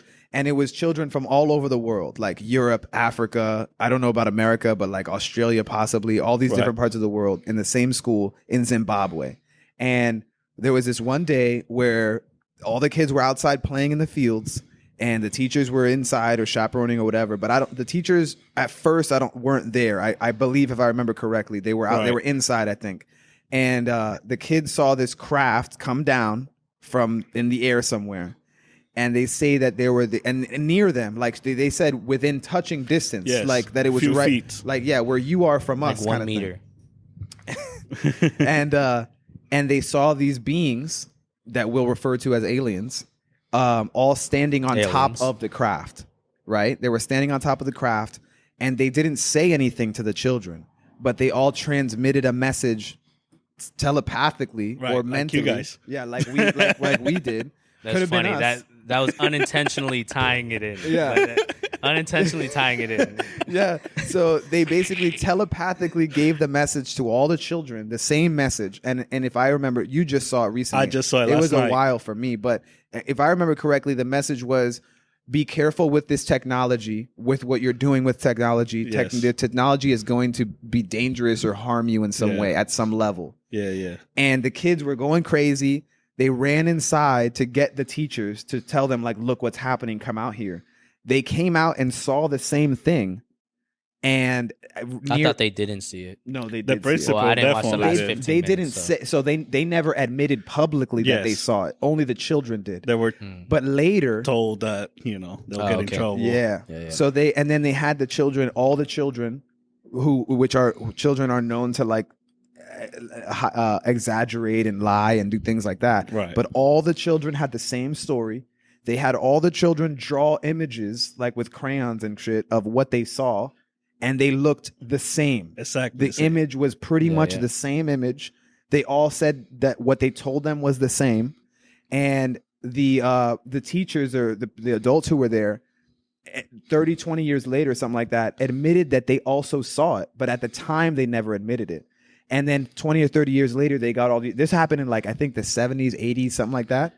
And 20, 30 years later, they got these children back together in the same place. Yeah. And they're still telling the same story. Yeah. That's the essence of the story. And that blows Let me my just say that from the amount of alien stuff I've looked into, I consider that a low-level story. Okay, what do you think? mind. It is. I mean, I think definitely they probably saw it. However, there's no way I can know. No, yeah. but yeah. neither But- are the things that you think of. But that you believe I'm not there's saying that aliens. they're 100% true either. However, I can point to things that suggest it. Let's go. Point okay. Yeah, away, yeah, baby. yeah. I'm just saying, in general, like, have you ever heard? Okay, what have you looked into in aliens? Yeah, I'm What's into the it. craziest You're thing? into it? So Yeah, we yeah. balance it out. Have you heard of reptilians? Yes. Have you heard of insectoids? So, not sure. No, the Pleiadians. Damn, you're really into it, huh? Psycho? No, go ahead. No. I'm just asking because typical. That's why I was saying it's a stereotypical. Right. Alien exactly. is the gray. And that's what I'm saying. Like Yeah. that kind of. Have you tripped ever? me out. Hold on. I look- Have you ever watched Rick and Morty? Bro? It's all over the shop. That's where we're going. I mean, I look at the Greys as kind of more of a cloned. Hold on. What do you mean the Greys? Because I know what That's you're true, talking that's true. about. Yeah. But Okay, I don't. Okay, Okay, yeah, my perfect. bad. All right, so the Greys is like the typical aliens that we see in movies that the kids were describing, Right. which is the big black eyes. Yes. They're usually skinny. They're small. There's Yes. there's different types, but there's apparently the smaller ones that are shorter, and then there's some that are taller. Right. So those are grades that, from the information that I have looked up, according to people who have worked in secret space programs in the government and things like this, Right. they are kind of more like a cloned being that are kind of like minions, if I was to describe them. Damn. To like let's say the reptilians, or like, and there's different types of reptilians supposedly. Obviously, I'm not speaking of this as like 100% truth. Right. Right. Actually, This one may be in this room as we speak. Just for the- I've been waiting for him to turn. That's why I keep him around, man. I seen one time his eye. Oh yeah. His My eye boy flashed Jeremy. in a vertical My boy form. Jeremy. He's even wearing green, like if that's his natural color. I've been saying all this alien stuff in front of him a lot, and was like, "Does this sound familiar?" He's getting nervous, starts Any of this sweating sound- and shit. You see that Nah. reporter? Which, yeah, That you're talking reporter that ate the fly? about, oh shit, no, I haven't seen that. I What's thought we were that? talking about, yeah, fill us in. Oh man, it's like a YouTube video where it's like this guy's reporting the news, and a fly comes by, and supposedly like his tongue comes out and like Oh, eat it. like and then he's chameleon like, style? yeah, and then he's like, "Oh fuck this place! Look at this fly." Damn. I've never seen it. Oh, you gotta watch that Evidence video. of reptilians on YouTube. We wouldn't see it anywhere else. Oh, I'm not saying it's evidence, So- but it's definitely cool. Where have you seen information on reptilian? I watch a lot of documentaries and things like that. Okay, so you told us what a gray was. What's a reptilian? To somebody who has no idea what a It's pretty reptilian much a humanoid being that has reptilian features. So Right. let's say Like scaly? I'm Like trying to some of think them, like If snake you've ever seen this body. movie that I think is not good, it's Jupiter Ascending. I've never seen it. Nah. Yeah, exactly. exactly. I only specifically watched it because of the analogies that they that and the storyline they put behind the reptilians. Right. That's the only reason why I watched it. But if you want to see a little more of a Yeah, interpretation, definitely. you watch that movie, and that's pretty much it. So shows like what the like a reptilians human are. version of a lizard. Like if Yes. you want to Right. imagine it, like a lizard, but like Pretty human much form. like in Spider-Man, just since it's a new movie that people could refer Oh, don't to. ruin it. I haven't watched it. You really haven't watched it? The one It with hasn't- It's The been out newest one? forever now. The newest one? I haven't no, seen it. this is like I forgot which one it was. Not but Tobey Maguire. Lizard Man. Do you know? I Yeah. have no idea about Refer any to celebrities. Episode 8 for his lack of pop culture. Nah, knowledge. I'm the same way. Like I know a lot of things, Unless but I it's- need to see faces. Unless Yeah, it's I only know faces. I have no. I don't look at that information at all. Okay. So who were you gonna talk about? In No, I was just Spider-Man? describing what a reptilian, Right. an example of Okay. kind of what. So what? So reptilians are supposed to be some evolved form of Lizards. it's a of what? So because you're explaining what a reptilian is, but so Okay. like where do they come from? What are the so you're saying this is way deeper in the alien realm. So where do they fall in this alien timeline? Well, I don't know particularly where they come from, but from what I hear, these are pretty much they're associated with negative and evil. Right. Okay. Typically, there Right. are supposedly, and when I say supposedly, I'm getting this information from people who have claimed to work in secret underground, Right. secret space Wait, programs. you know these people? No, I've heard the interviews from them Right. that Okay, are yeah, interviewed from. I watched a for lot of instance, that. Should we source? Should we yes. cite So, for sources? instance, a good series to watch about this. Have you ever heard of Gaia.com? No. So Gaia is like Netflix, but for GAIA. GAIA.com. Okay. It's like a Netflix, but for like, I would say conscious material Okay. and just stuff about the earth. It goes into alien stuff, healing, yoga stuff, meditation, but it's like across the board for just like consciousness itself. Oh, sounds dope. So there's a series called Cosmic Disclosure, and it's right now there's 175 episodes. Which recently I was just telling him I can't believe I watched that in like 1 month. And I we're can't talking like believe it. 40 minutes each interview, and these are guys that are. I mean, I've heard a lot of information before, but these guys are describing like literal Star Wars out here Oh shit. on steroids. On steroids. With the Galactic Federation of Ricks. Yeah, pretty much Rick and Morty. That's what they're describing. Right. Right. But like for real, allegedly. Yeah. I mean, it's like Men in Black. Exactly. Yeah. Men in Black is another example Yeah. of that. And then you got to think about like why all these mainstream pop culture movies and things, why they all have these similar references. Could it just be like it's embedded in our human DNA to think of these ideas, or is it a real thing? What do you think? Ah, shit. I mean, the last few years, the government's been unfolding a lot of information out there. The UFO sightings. Yeah, and things like that. Have it- you seen all those? I'm sorry. Go ahead. I seen a lot of it. Okay. I mean, it seems possible. I mean, I can't really say, yeah, man, it's definitely true, yeah. but You can if you want to. nah. No. So I think a couple of the most interesting ones, and by the way, I want to put a pin in the fact that you said the government's releasing, because that brings another good point A out. lot of it. Yeah, but there's a couple interesting sightings that I want people who haven't seen them to look up, because I think they're just so interesting. Like, for one, the Tic Tac UFO, Right. which we all know which one that is, right? Yes. That's the one with the Navy fighter pilots. Yeah. Okay. You- there's like you a ever whole bunch watch- of them. That's You why I did. don't- I think they talked about that one in the documentary. Above Majestic, different documentary, I didn't see that one. bro. You gotta watch Is that one in there? Oh, that's the Hell one that yeah. goes deep. Okay, so And the pilot talks about it too. Mhm. they didn't they in that documentary too? Yeah. The one you just watched? Yeah. Okay, so I think I told you about this. So basically, those who haven't watched it, go look up the story on the Tic Tac UFO sighting. But essentially, I think it was like 2016 or 2002 or something like in the 2000s. In the 2000s. In the 2000s for sure. There was this Navy air carrier flying, I think, like F-18 Hornets or whatever, some fighter jets, not important which one. And just know they have millions of dollars of radar detectors and technology in there for air-to-air and air-to-sea and air-to-ground combat, right? Nice preface before you sound crazy, but go ahead. Exactly. Yeah, I'm just. Oh no, I'm- you gotta mention it. Nah, I'm just talking crap. I'm not saying I believe it. I'm just saying this is the story and it's interesting. And they were out off the coast of California, not crazy far off the coast. They were flying, doing their mission. So there was 2 jets going out at one time, and away from the carrier. Right, the carrier's in the ocean. They take off the carrier, and they're going to run these air-to-air practice missions. Right. So these 2 jets are told to go to point A, right, which is their training location. Then there's another point that they're also supposed to go to later in the training session, right? Which, hold that in your mind. While they're out there, they see this UFO that they describe as being shaped as a Tic Tac. So just imagine a giant Tic Tac in the air, right, moving around. Yeah. They It's see- the cigar shaped type.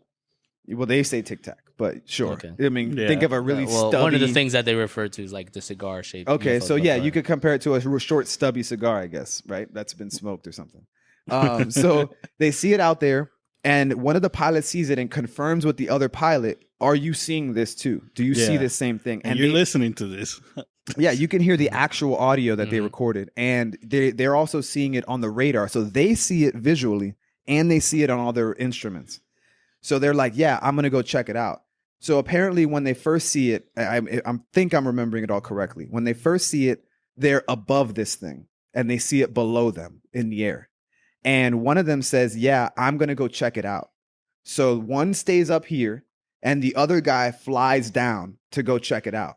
And when he does that, as he gets closer to it, the thing starts maneuvering in ways that we don't know to be physically possible. Yeah. Like with no momentum, just zigzagging and changing directions and going from one spot to the other almost instantly, basically. Yeah. And the other pilot, who's a woman, not that that matters, but she also sees the same thing. Said it. I'm saying it because when I say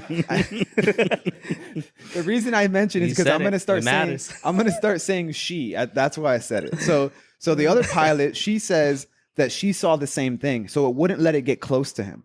And I think he said at one point when he got so close, it basically, did it say that he like it disregarded his instruments or like nulled his instruments or something? That part I may have made up. I don't remember that. I may have made that part up, but I don't essentially, think they got that close. I've heard of a lot of jet encounters. with So UFOs. so there's 2 parts that I think makes this more interesting. They say that when they looked at the water, right, they see this thing in the air, Yeah. and they say when they looked below at the water, there was something in the shape of like an airline jet just under the water, right? and it was bubbling. It was like if you see a bunch of fish like jumping up at the water at the thing, like the water was doing that in the shape of this giant airline jet under the water. I'm just specifying again. So this thing was above it, doing all these crazy maneuvers. It wouldn't let them get close. And I don't remember if they said that the Tic Tac actually went in the water. I think so. I think that's what it said too, that at one point it disappeared into the water. And I may be wrong again on that one. No, I think so. But so then that was basically the essence of that story. Then they ended up moving to another location. Or no, I take that back. They saw on the radars that when the thing disappeared, it disappeared to the second location they were supposed to go to. On their radars, yeah, they could see it. It disappeared, and boom, it showed up on the radar at their next purported location. Or reported, I don't even know if I used the right word. So it's a well-documented account. Yeah, and they've told this experience. They have all the information. Yeah. And then after those two pilots got back to the ship, they sent another jet out to check it out. And this jet also experienced the same thing. So there's 3 pilots who visually, it might be more, it might be 4, but I want to say 3 for sure. Yeah. That saw this. And the whole ship made fun of them when they got back. You know the movie Battle LA? Yes, I think I saw that one. Like, that was a real account that happened. That there was UFOs in the sky.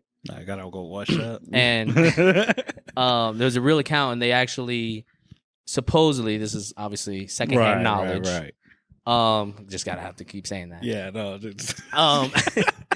But the military actually wasted a lot of their ammunition, and I don't know what's the proper word for the artillery and all their stuff that actually left the West Coast vulnerable during that time. Which is why that they disarmed it. Is that what you said? No. They used it to try and attack it, and they ran out of things to shoot it with, and it just staying there. And it's a real account. This is early. I think it was the early 1900s, like at least lower than below 1950s. Earlier than 1950s. Earlier than 1950s. Yeah, for sure. And it was a real account that happened. And the people that were there at that time, I would say 100% in my book. But his book. He went. The people that were alive during that era saw it. It was in the newspapers and everything from that. Obviously, now they try and, not bring it up as much because it's something that happened almost 100 years ago, 90 years ago, really. But there's other sightings, like there was a sighting in Washington, D.C. in 1952 of UFOs just chilling in the sky. I don't remember. It was a while since I remember, but I know it was like a significant UFO sighting. There was significant UFO sightings in Peru, especially, in their capital. I think it was in Lima, Peru, or something like that. There's so many accounts. The sightings are crazy. Even if it's BS, like even if it's the government's advanced technology, which I definitely think now we definitely have the advanced technology for that, and there's a reason for that. But I definitely think we do, because I think the underground government is eons beyond our public. Wait, are you saying the government is under the ground? No. I just want to specify. You said underground government. Okay. I think I know what he's saying. I'm speaking. I think I do. I just want to make sure, because you're talking about insectoids. I was speaking about. I'm referring to the secret space programs that are corporations that we don't hear about. That they're the technology. It's to give an understanding. It's like how Bruce Wayne in Batman has a technology company as a front, but he actually uses that for all his Batman stuff. Right. But on a massive scale, and there's different factions and different corporations that have different agendas for the secret space programs, and that's what I mean when I say underground government. Like the Bob Lazar story. It's a fact. It's a great story. Bob Lazar, go watch that documentary. But Bob Lazar, he actually never seen any aliens though. Right. He only supposedly reverse engineered a craft that they found. Right. So he experienced the craft. That's what he said. He said he was inside the craft. Yes. Inside, yes, but not when it was operational. Right. Correct. Yeah, and he would actually bring people out in Nevada into this place that he knew that they were going to be test driving some of the crafts. And this is actually the government test driving it. Right. And stuff like that. But Yeah, he worked at this base that was called S4 that's by Area 51. Mm-hmm. But yeah. Not to mention they try to erase all history of his credentials, his educational history, his work history at the science things. The problem isn't even really if it's true or not, because to be honest, you're not going to be able to prove it 100%. Right. Unless you've seen it until yourself. They show up. But the point is the fact that there's enough information and background information across the world for someone to be researching into this legitimately on a public scale in the government, and they don't. And the question is why? Why? Well, why are they not? Because there's something to hide. There's more to it behind it. I feel like they're more open about it now. But that's the tricky They're trying part, to desensitize right? us to be like that. That's why we have all these shows that have weird stuff in it. Because when we see the weird stuff starting to happen, even the Vatican, I think the Pope came out and saying like, oh, there could be aliens after. Yeah. Hold on. Have you been to the Vatican? Did you work there? No, never. But there's a whole interesting thing about the Vatican and that history as well, and like the imagery and all that. Yeah. You seen the? I've heard of even stories of the Vatican having underground. As well. Wait, and go ahead. But to give a visual, because we're talking about stuff that's hard to visualize. Right. If you've ever watched Harry Potter and the goblins, they run a bank where they have it underground in the caverns. I don't know if you've watched it. Yeah. Have you watched it? Harry Potter? It's been a long time. Yeah, but I don't remember the bank. Okay, well, it's pretty much a deep underground safe, a bank that they have all these safes. Mm-hmm. And apparently... I'm kind of remembering a little bit. It's kind of like that, supposedly. So do you not think that the government has anything underground regarding this type of stuff? Oh, wait. Because I know you were talking about the underground programs, underground... what is it? I don't know. Secret space programs. But are you talking? But so do you think there is literally anything going on with them under the ground? I think there's a crazy amount of things. More things going on underground than there is above ground. The stories that I've heard. So you actually think that though? You actually follow that I thought think process? that makes more sense than what we are told. I'm going to say that. I don't disagree with that statement. That is what I mean. and I'm just trying to find out. Just to tie in two things. One, from my understanding, that has a lot to do with the reptilians being underground. That's where it starts to get a little crazier if it's not crazy enough for you. That's one yet. aspect of it. But there's apparently, have you ever heard of Admiral Byrd? No. Admiral Byrd. No. So he led this operation back when we were at war with Germany called Operation High Jump. Okay. So he's the guy who wrote a book on talking about the Earth is hollow.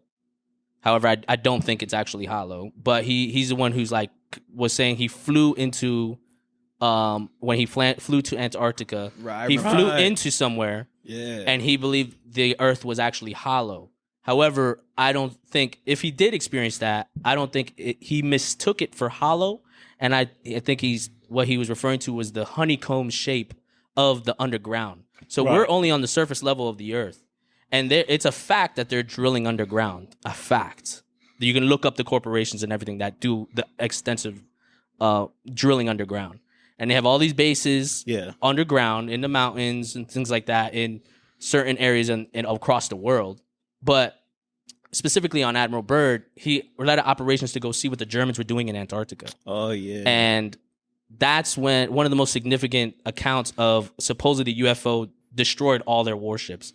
And pretty much he had to retreat because they were from Antarctica. Yeah, on their way to Antarctica. Yeah. Because they were trying to find out what was going on. Yeah. And what's also funny is the fact that we have an Antarctica treaty. Yes, right. I heard about that. With no one is allowed to go over there. No. There's like a small research area there, and not even everywhere. There's like only a certain area they're allowed to go, like a playpen to distract us from the rest of Antarctica. Yeah. I mean, there's a whole... And that's crazy, but... What do we know? We're just podcasters. So the other point that was interesting about the government now admitting and releasing this information is the potential for the fact that maybe they want all this to be what we think is really going on, right? They want us to actually believe there are aliens so that they can fake an alien invasion. Yeah, the fake invasion plan, yeah. Because what they would want to do is essentially fake an alien invasion that would make all of us so terrified of them that we actually want a one world government. Yeah, 9/11 us. But on a global 9/11 scale. was the start of the whole next Allegedly. era of authoritarianism. Yeah, Allegedly. 100% from in my book. In his opinion, 100%. I gotta. Allegedly. In my book. But it doesn't not make sense. But that's alleged. And that's crazy because basically what they would want to do is get us so scared that all the governments have to decide, oh my God, we have to come together, because if we don't all come together and put all of our minds together under one solid government, we can't fight this. And then everybody will give up all their rights like they've been doing with COVID, with you know what already, right? I like how he didn't even want to touch that subject. I don't want to say it. Nope. But just like they've been doing already, giving up all your rights so that they can protect us from something that may or may not exist, right? And they get us so involved in a conversation like this that we're like, yeah, that's definitely it. When maybe that's just completely far from the reality. Like that's potential. There's potential for that too. Just like they say the possibility of the Earth being flat or space being fake and all these crazy other conspiracy theories. It all sounds crazy, but so does the reality of being a human being on an Earth that's floating in space. That also sounds crazy. Like that's the reality. Sounds legit to me. That's the reality. The way you made it seem, that sounds a lot crazier. But it sounds crazy. Well, life but is crazy. Exactly. Life is crazy. Being a human being. But the point is that you not adventuring and trying to find that out, and you're disregarding it without any type of search into those subjects. Yeah. If you just accept if you accept what everybody tells you as your reality as being true and not questioning it. Right. Like it may or may not be true, but if you don't question it, you're not gonna figure anything out. Right. And you may not get to the truth, but you're gonna push that needle forward somehow. Mm-hmm. So, shrooms? You gonna still do it? Hell yeah, bro. You still doing it? Definitely doing it. Man, but you gotta watch Above Majestic, man. They talk about all that. I think it's Majestic 12 or something like that, or He said above Majestic. It's on Amazon Prime now. But it's about Majestic, which is it starts from religion all the way to like what happened with Donald Trump recently. Oh, okay. So it goes completely different from what I'm talking about. No, it goes through all that, to reptilians. It goes through. Well, I'm talking about the Majestic 12. I think it's called. Okay, what is that? It's certain. It's a long time since I've heard of that, but it's pretty much like a group of people that had high level information about aliens and stuff like that. And it goes through that too. Oh, okay. It goes through. I mean, it's 3 hours of craziness. Okay. Above Majestic. Everything we just talked about, it goes through there too. You should check out guide.com. Oh, I definitely will. There's a guy called Emery Smith, right? You can look him up. He claims to have done medical procedures and dissections of many different aliens. So it sounds crazy already. So to have to kind of lead you into that. So it's like, what? Go ahead. I mean, if we're talking about the government doing all these crazy things, I imagine that would happen. Yeah. Mm-hmm.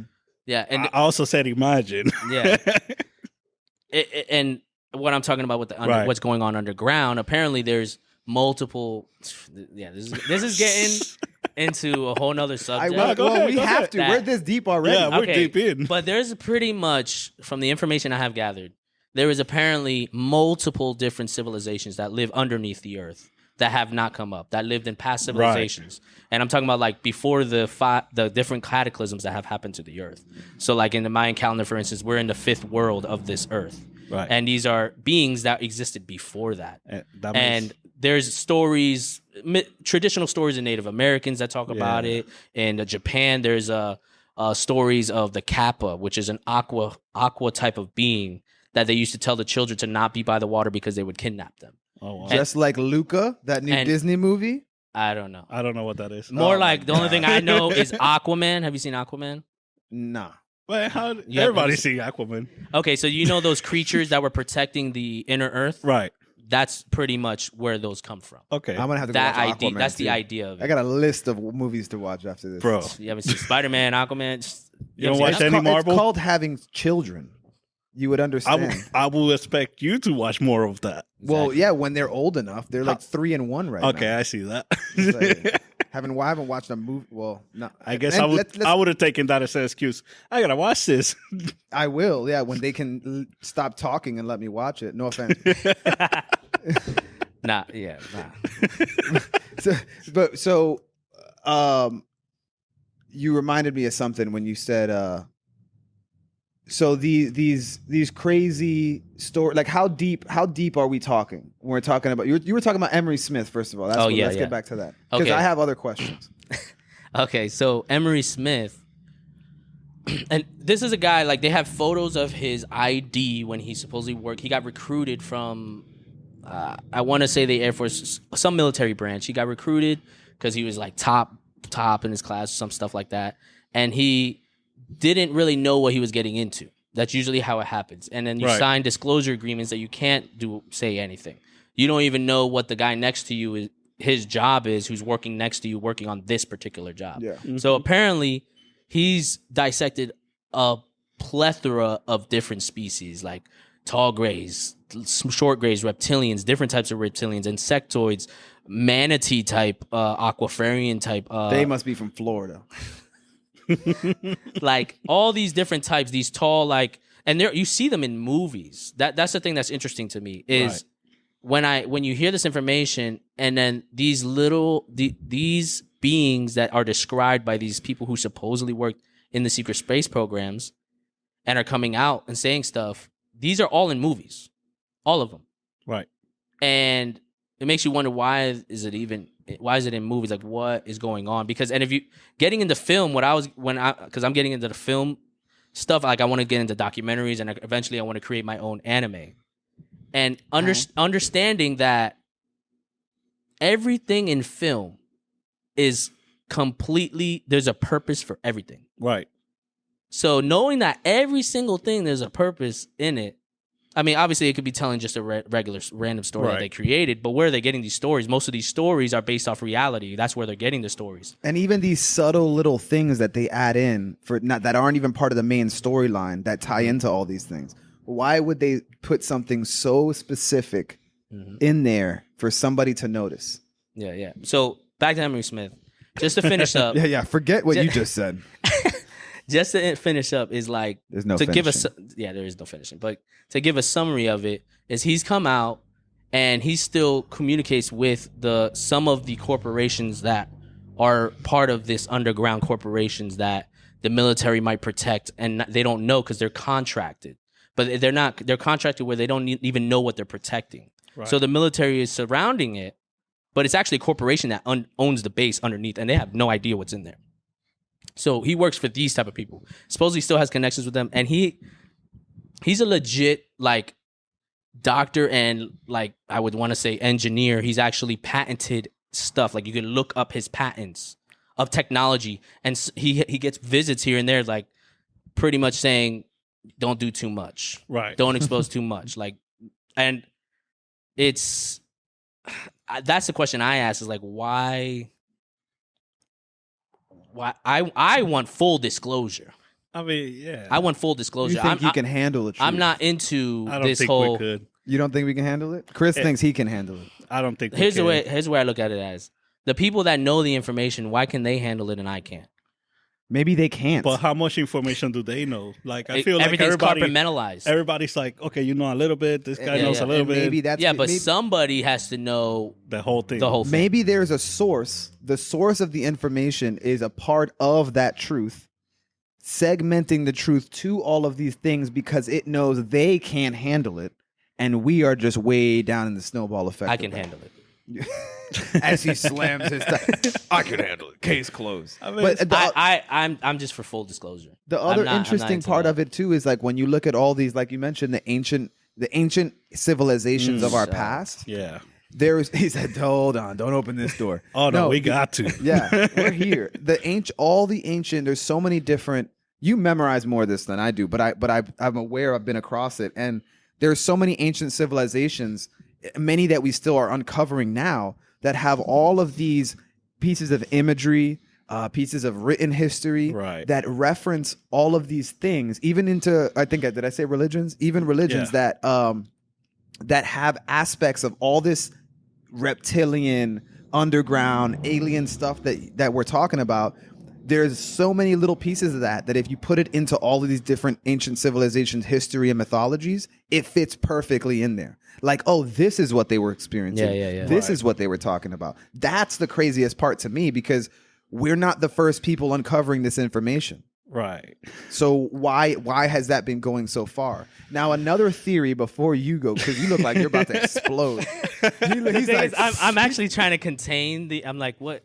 He took a deep breath. I looked over and all I saw was like he was ready to go. But the one of the interesting perspectives I heard about this before we go further is, what if there are higher beings than us out there somewhere? And all of these typical storylines, and I say typical because it goes back to these ancient civilizations, have been embedded in us at some level of our being, because it, much like the mushrooms reveal to us things about ourselves that we need to move forward, this information has been embedded in us somewhere through our lineage to try to show us something that the past generations and civilizations haven't yet been able to handle the full extent yet. And through our civilization generations, or those worlds that they talked about in the Mayan calendar, we're getting closer to achieving the ultimate knowledge. It's just being given to us by bits because we can't take all of it full on. And once we get to a certain point, they're guiding us like a parent, right? You don't want to give your child everything, because if you give him everything up front, he's not going to learn. He or she's not going to learn. They're not going to have the proper tools they need to survive in this realm. So what if we, as a life form, don't have the proper tools yet to handle what we need to proceed in this galactic world, and we're being given that at a certain level, bit by bit, that to us seems crazy in the life cycle of one human. But as a full line, it's a totally different story. I agree that. I mean, go ahead. No, I'm just wondering, like, what have they given us? Oh, everything we're talking about now, all the pieces of information that we're talking about now has been bits of information collected over generations. I agree to a certain extent, but there's a level of... I'm saying possible. There's a level of suppression, though, that is evident, that is suppressing that higher...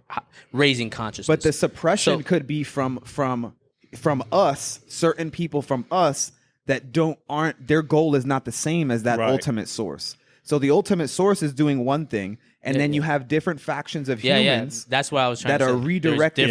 There's different factions of it that come into play. Right. And I would agree that yes, we are not ready, and the reason why I put quotation marks is because he's ready. He's as ready. A civilization, 100% ready. So if we were to look at civilization as like a comet that has like an energy trail behind it, right? Right. And so let's say someone, I'm not putting myself on a pedestal, but I'm just saying someone like me that wants to know all is at the like tip of the thing that believes they can handle the information, right? Right. Or like a sage or a real guru or something. Wait, hold on. You're saying there is that person, or no? I'm just saying if we're looking at civilization as a comet, like as a representation of like if it was going up, in consciousness, like it was going upwards. There's a tail end of it, which is the people who can't handle it at all. Right. Their whole life will go to shit if they even if they don't block out that information from their life. Then there's the mass of it, which is the majority that are in a certain level on a mass consciousness, and then there's the energy above that, which are the people that I guess have experienced aliens, or the elite, the people that know the real information that's going on. And I forgot my point. You were talking about a comet because people can't that was just a visualization that I see of civilization growth of consciousness. That's what I was just trying to do, a visual representation of how I look at it as. But I still think it should be full disclosure. You can't handle it, that's your problem. That's the way I look at it. Yeah, but what if all of civilization crumbles because of the mass of people that can't handle it? Then you create... There are the people that... I think there'll be enough people that could handle it. Exactly. To just move on forward. Yeah. Might sound crazy, but I mean, think about it. So all of us in this room, I think we'll we be would all have right. to we would have to maintain civilization. And the viewers who are Sounds still like a any great- viewers who have gotten this far in the video would be included, who haven't completely turned off the video by this point. That's Or sounds like a audio. great civilization to me. Yeah. I think television and everything has been programming us to be okay with it. I mean, think about it. Or think it's crazy. Right, like you said, Rick and Morty. Before that, it was Futurama. Hell yeah. Yeah. Futurama showed you that the world has been destroyed by us and build up, destroy again, build up, destroy again. I think we'll be all right. Yeah, I mean, even in anime, like the aspects of just like to going along with like Rick and Morty, the alien Right. stuff and all that. Like in Naruto, it got to the point where Whoa. Your boy's not done with Shippuden right now. Okay, What? yeah, that's true. My I bad. know. My When bad. did that come out? It's No, not I about mean, at this point, it's spoilers. honestly his fault. It's not a It's not- It spoiler. is my fault, but come on. I'm supposed to read and Nah, watch okay, all let of me- the epic animes of my I life. completely forgot. Okay, All we'll right, just all skip right, it. We'll Yeah, just skip it. let's. Sorry for all you Shippuden watchers, but your boy's not done. So All After right. like 20 years. if you want, I can go to the bathroom and y'all can talk it out. But Nah, it's all right. all right. I threw your whole game off because I haven't Oh, yeah, finished completely. Shippuden. Everybody's like, you know what? Show's over. No, but I think that that's a conversation that is just endless because we'll never know. But there's always little bits of information that keep Yeah. coming at us. Like, what's the next level? Yeah. I don't know what the next level will be, but I'm still curious about like Egypt, like the pyramids. Yeah. We still haven't even solved that. Obviously, this is a generation of people that had something different that we can't even figure it out. And look at the ancient Indians. And by Indians, I mean actual Indians from Like- India. Like the ones who have built Oh, those okay. massive Yeah. temples that have these carvings that are like laser etched. And like there's just dozens and dozens of carvings. Well, that's all over the world. They have them in Peru, other Right. places too. Well, I'm just the first They one to also think have of. pyramids all over the world that All they don't, over they the don't world. talk about either. They only talk about the ones that are visible because they have to Right. say something because it's right visible. there in place. View. A whole bunch of them are in the jungles. Then you got the guy I've seen. I saw him on Joe Rogan where he uncovers like under the ground there was this massive civilization in the Amazon that nobody even knew about. Yo, yeah. I watched that I don't know. episode. I don't remember what his name was, Nah, I but it don't was remember. crazy. If you type in Amazon, you'll be able to find it. Yeah, But easily. basically, you didn't hear about that. So they have this technology. I think it was called LiDAR. And I don't know how it reads. I don't remember how it reads, but it basically can show you an image of what's going on under the ground Okay. and under the Yeah. shrubbery. I mean, I never heard of the term LiDAR, but yeah. So Really? the whole forest, the Amazon forest, grew over this civilization that nobody knew existed through the Amazon. And just think, that's one section. So all over the earth, under the ground, there are these yeah. civilizations nobody knows about, like the Atlantis. Another one, the story of Atlantis. With technology that we can't even comprehend right now. Exactly. And we can't recreate it. If we can't recreate it today, how the hell did they create it then? I personally think we are very close. I've centuries ahead of what our technology is now on the secret space I programs. believe that too. You mean the Centuries. secret space programs that we don't That know about the technology, but they have have not it. brought up in public, but they have it and it's going on underground or apparently outer space, apparently. But Allegedly. yeah, so you don't it think makes the whole sense. space is fake thing is a thing? I personally, no. Fair. But reptilians, yes. I would say it is a high possibility. You're I not. mean, You're not. I ruling think. it I think out. it's no. I think it's actually weirder to think that there's not other beings in the universe Exactly. There- as opposed to we being the only ones. But not just. I'm not talking about just on the universe. I'm talking about that are here on this planet with us. Mm. Yeah, I would say that the amount of people is the same concept with that the Phenomena documentary where all these kids saw it. Right. Well, how many people have to see it before you think that it's something that could be at least explored? Do you think that? And I think there's enough people to say we need to explore what the hell's going on. What do you think? In terms of the Earth situation, like that those beings could be here. I think so. I mean, there's a lot of things like, okay, like the Bermuda Triangle. Like, how do you explain that? Mm-hmm. Why is it? that goes more along with not the Bermuda, but the concept goes more along with the Men in Black thing, because they're disguising themselves among us. Yeah. Like and in those reptilian stories, they're commonly referred to as shapeshifters, where they're through their technology, kind of vaguely how a chameleon could change its color, they can change their form. So and maybe it's not one type of reptilian, and maybe it's not that they're actually changing their form, but that they can change how you see them. Yeah, right. So they can somehow. Interesting you say that, because all right. So this guy was explaining. I forgot who exactly it was. It was one of the episodes in Cosmic Disclosure. He was explaining that he went to this supposed, sounds crazy, Galactic Federation meeting. Right, that's not crazy. And I watched it. And then right. So he's in there, and there's apparently all these beings, a crazy amount of beings, right? Right. But there's so many beings that his brain, and this goes back to what we're able not to handle. Right. His brain was not actually putting in. There was so much information beyond him that it would actually replace what they actually look like with things that are inside his mind. So like if he saw an alien walking by, for an example, that looked crazy, and the first time, and you're seeing all these crazy things and your mind's getting overloaded, it's like a computer, it just crashes and it just goes off of what's there. What memory do you have? And it replaces that image. Right. And he was saying that his commander, whatever that he was with, was like, what did you see? Because I don't remember exactly what they said, but he said something like, "Oh, I saw Michael Jackson," or "I saw this guy."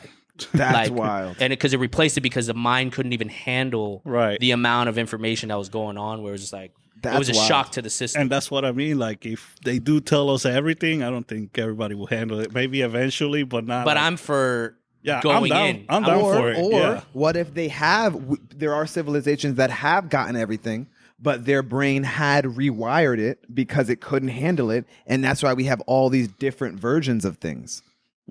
Because this group of people got the information, but their brain, like the commander and they saw different things.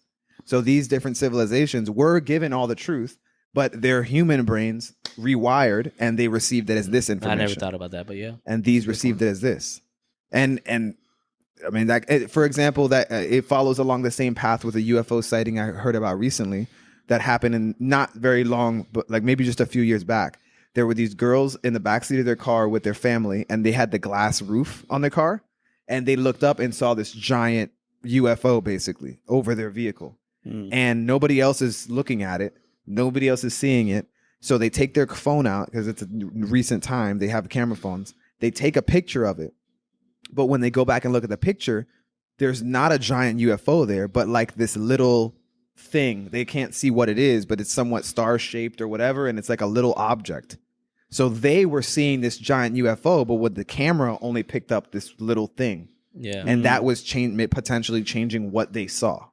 So like if that's a common theme, then maybe we literally can't handle it. Like your body biologically can't take the information. Yeah. Because they're on a higher plane or whatever, consciousness, different dimension. Yeah, they're on it. So much like that would be, on a physics sense, which you heard my math last episode. Let's not go with math, but in a physics sense, right? We're in the third dimension. We can process third dimensional things, but there was a good analogy for this. Something like stacking paper on a desk, where if all of a sudden you get a file, one of those file holders that has different levels on it, you're changing the dimension. But like an ant or something, or some creature, I can't remember. I think it was like an ant.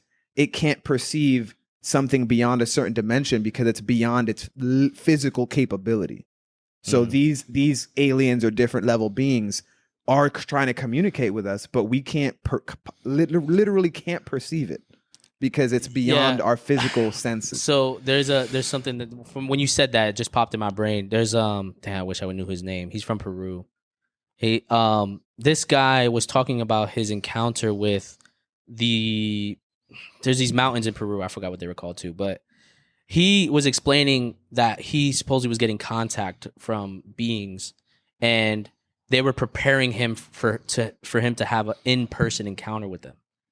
And he was talking about how he had to prepare the health of his body to handle the vibrations of these beings, because he would get sick because it was so powerful that his body couldn't actually handle it, and he would actually have to he had to change his whole diet and his whole lifestyle to actually prepare for that experience with them, because he was saying the healthier you are, the higher vibration you are able to handle, Right. because you get higher energy in your body and things like that.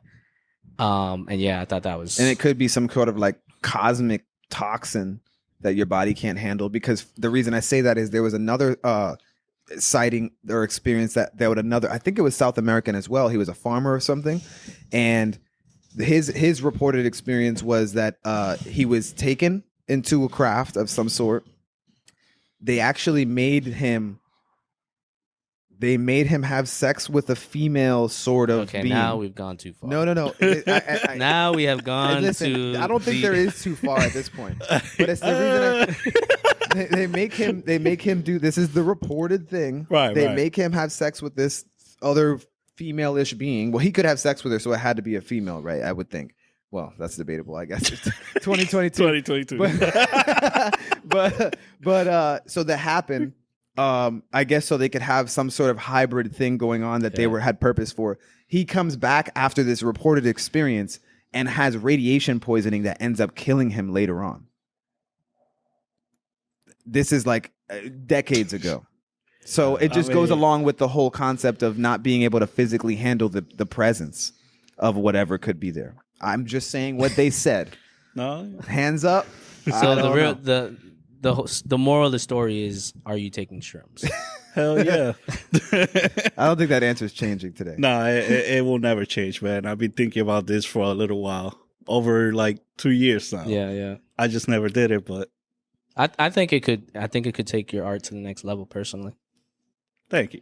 I think it could. I think so. Definitely open your eyes, open your mind into new experiences. Yeah, for sure. You see this one. Hey, man. I was a little crazy before, but took me to a new level, I think. Calmed you down? Yeah, I would say so. I would definitely agree with that. There we go. I would agree with that. That's definitely interesting, man. But do I think they're here? I think so. I think, it's funny because we see Elon Musk, right? We see him spending all this money into space programs and shit. I think we need to look more into the water. Hell yeah. That's what I think. Because there's so much of it we don't know about. We don't know shit. We know more There's too about many space. aliens down there. We can't. We know more about space than we do about the deepest oceans. Allegedly. Well, that's why I'm getting my scuba diving certification. Ooh. I'm getting it in June, so I'll let y'all know this summer. Hell yeah. I'll be down there. We You're not gonna go we that should far. start a whole underwater vlog. You need to get yours too. Would you go scuba diving? Hell no. No, Why not? I can't even swim, bro. You can't swim. Damn. Okay. I can't swim. Well, that'll be a whole nother experience then. Learn how to swim, go straight to scuba diving. I mean, those deep sea creatures that you see look crazy alien, bro. Yeah. Yeah, They have a lot of them are octopuses, especially. I mean, we're still looking at new species. I mean, how many times you go on the news and it's like new fish discovered and it's like an alien. Yeah. It's I like, mean, what the fuck is that? They have see-through skin, see-through bodies. Yeah. They can glow lights on their head, like. Yeah, it's crazy. And then they say there's a theory that octopus. I don't know, octopi. I don't know how you Octopus. actually say it. Octopus. I like octopuses, but the fact that they were possibly put here from another world. I mean, Because supposedly a nothing- moon.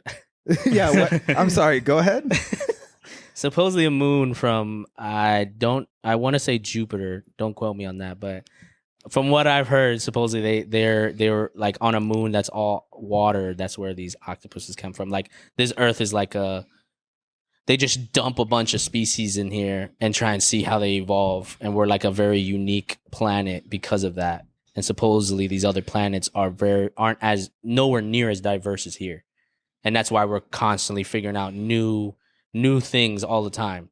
Apparently, there's stuff underground and ecosystems underground that are like Pandora World of Avatar, but actually reality underground.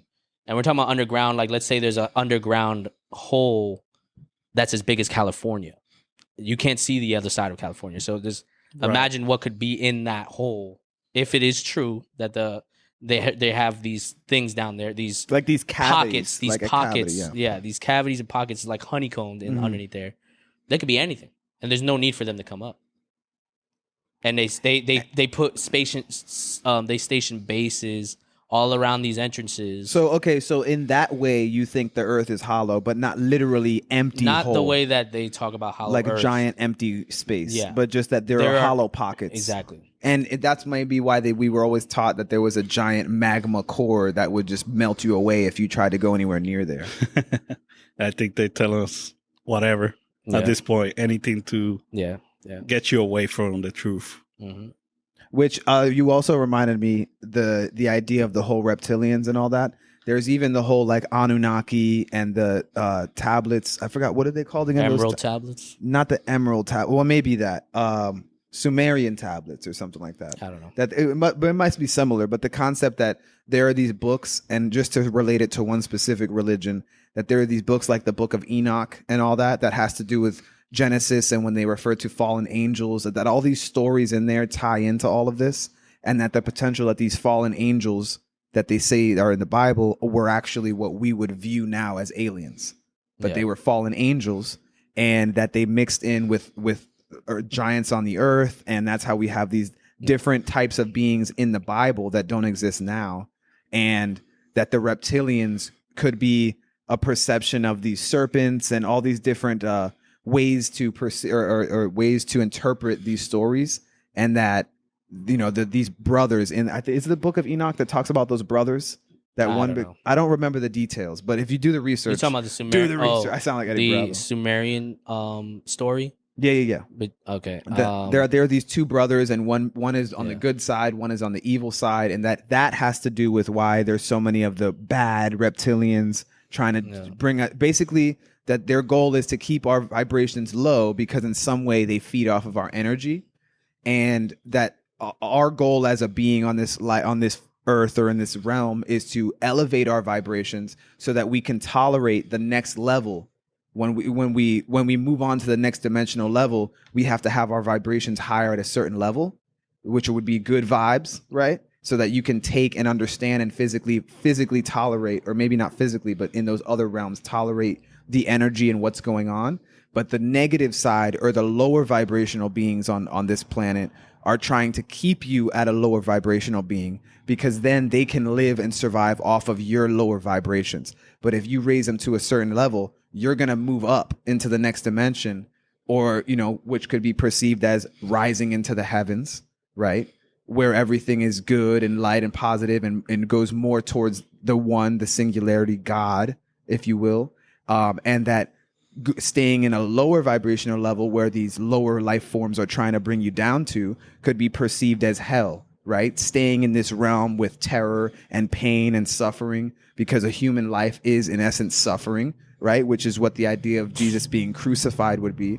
That there is pleasure, but at the core, we have to experience suffering to derive pleasure, right? Otherwise, there's no duality. You have the good and the bad, the hurt and the joy, so that the balance of life. Exactly. Well, in this realm, but when you get to the ultimate, it's only one thing, right?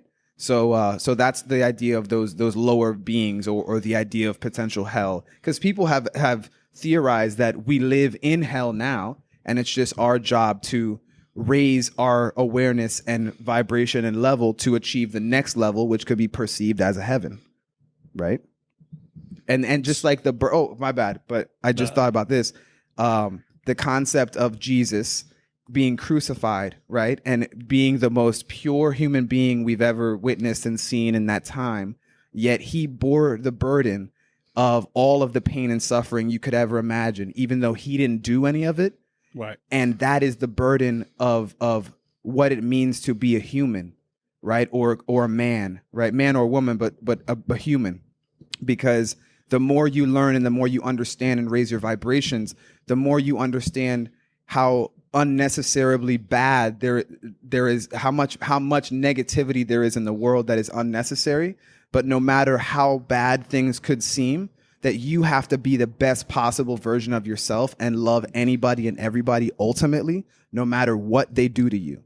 And that if you can do that, that is you bearing the burden of the cross, right? Or bearing the burden of responsibility for everything and anything, and still showing nothing but love no matter what anybody does to you.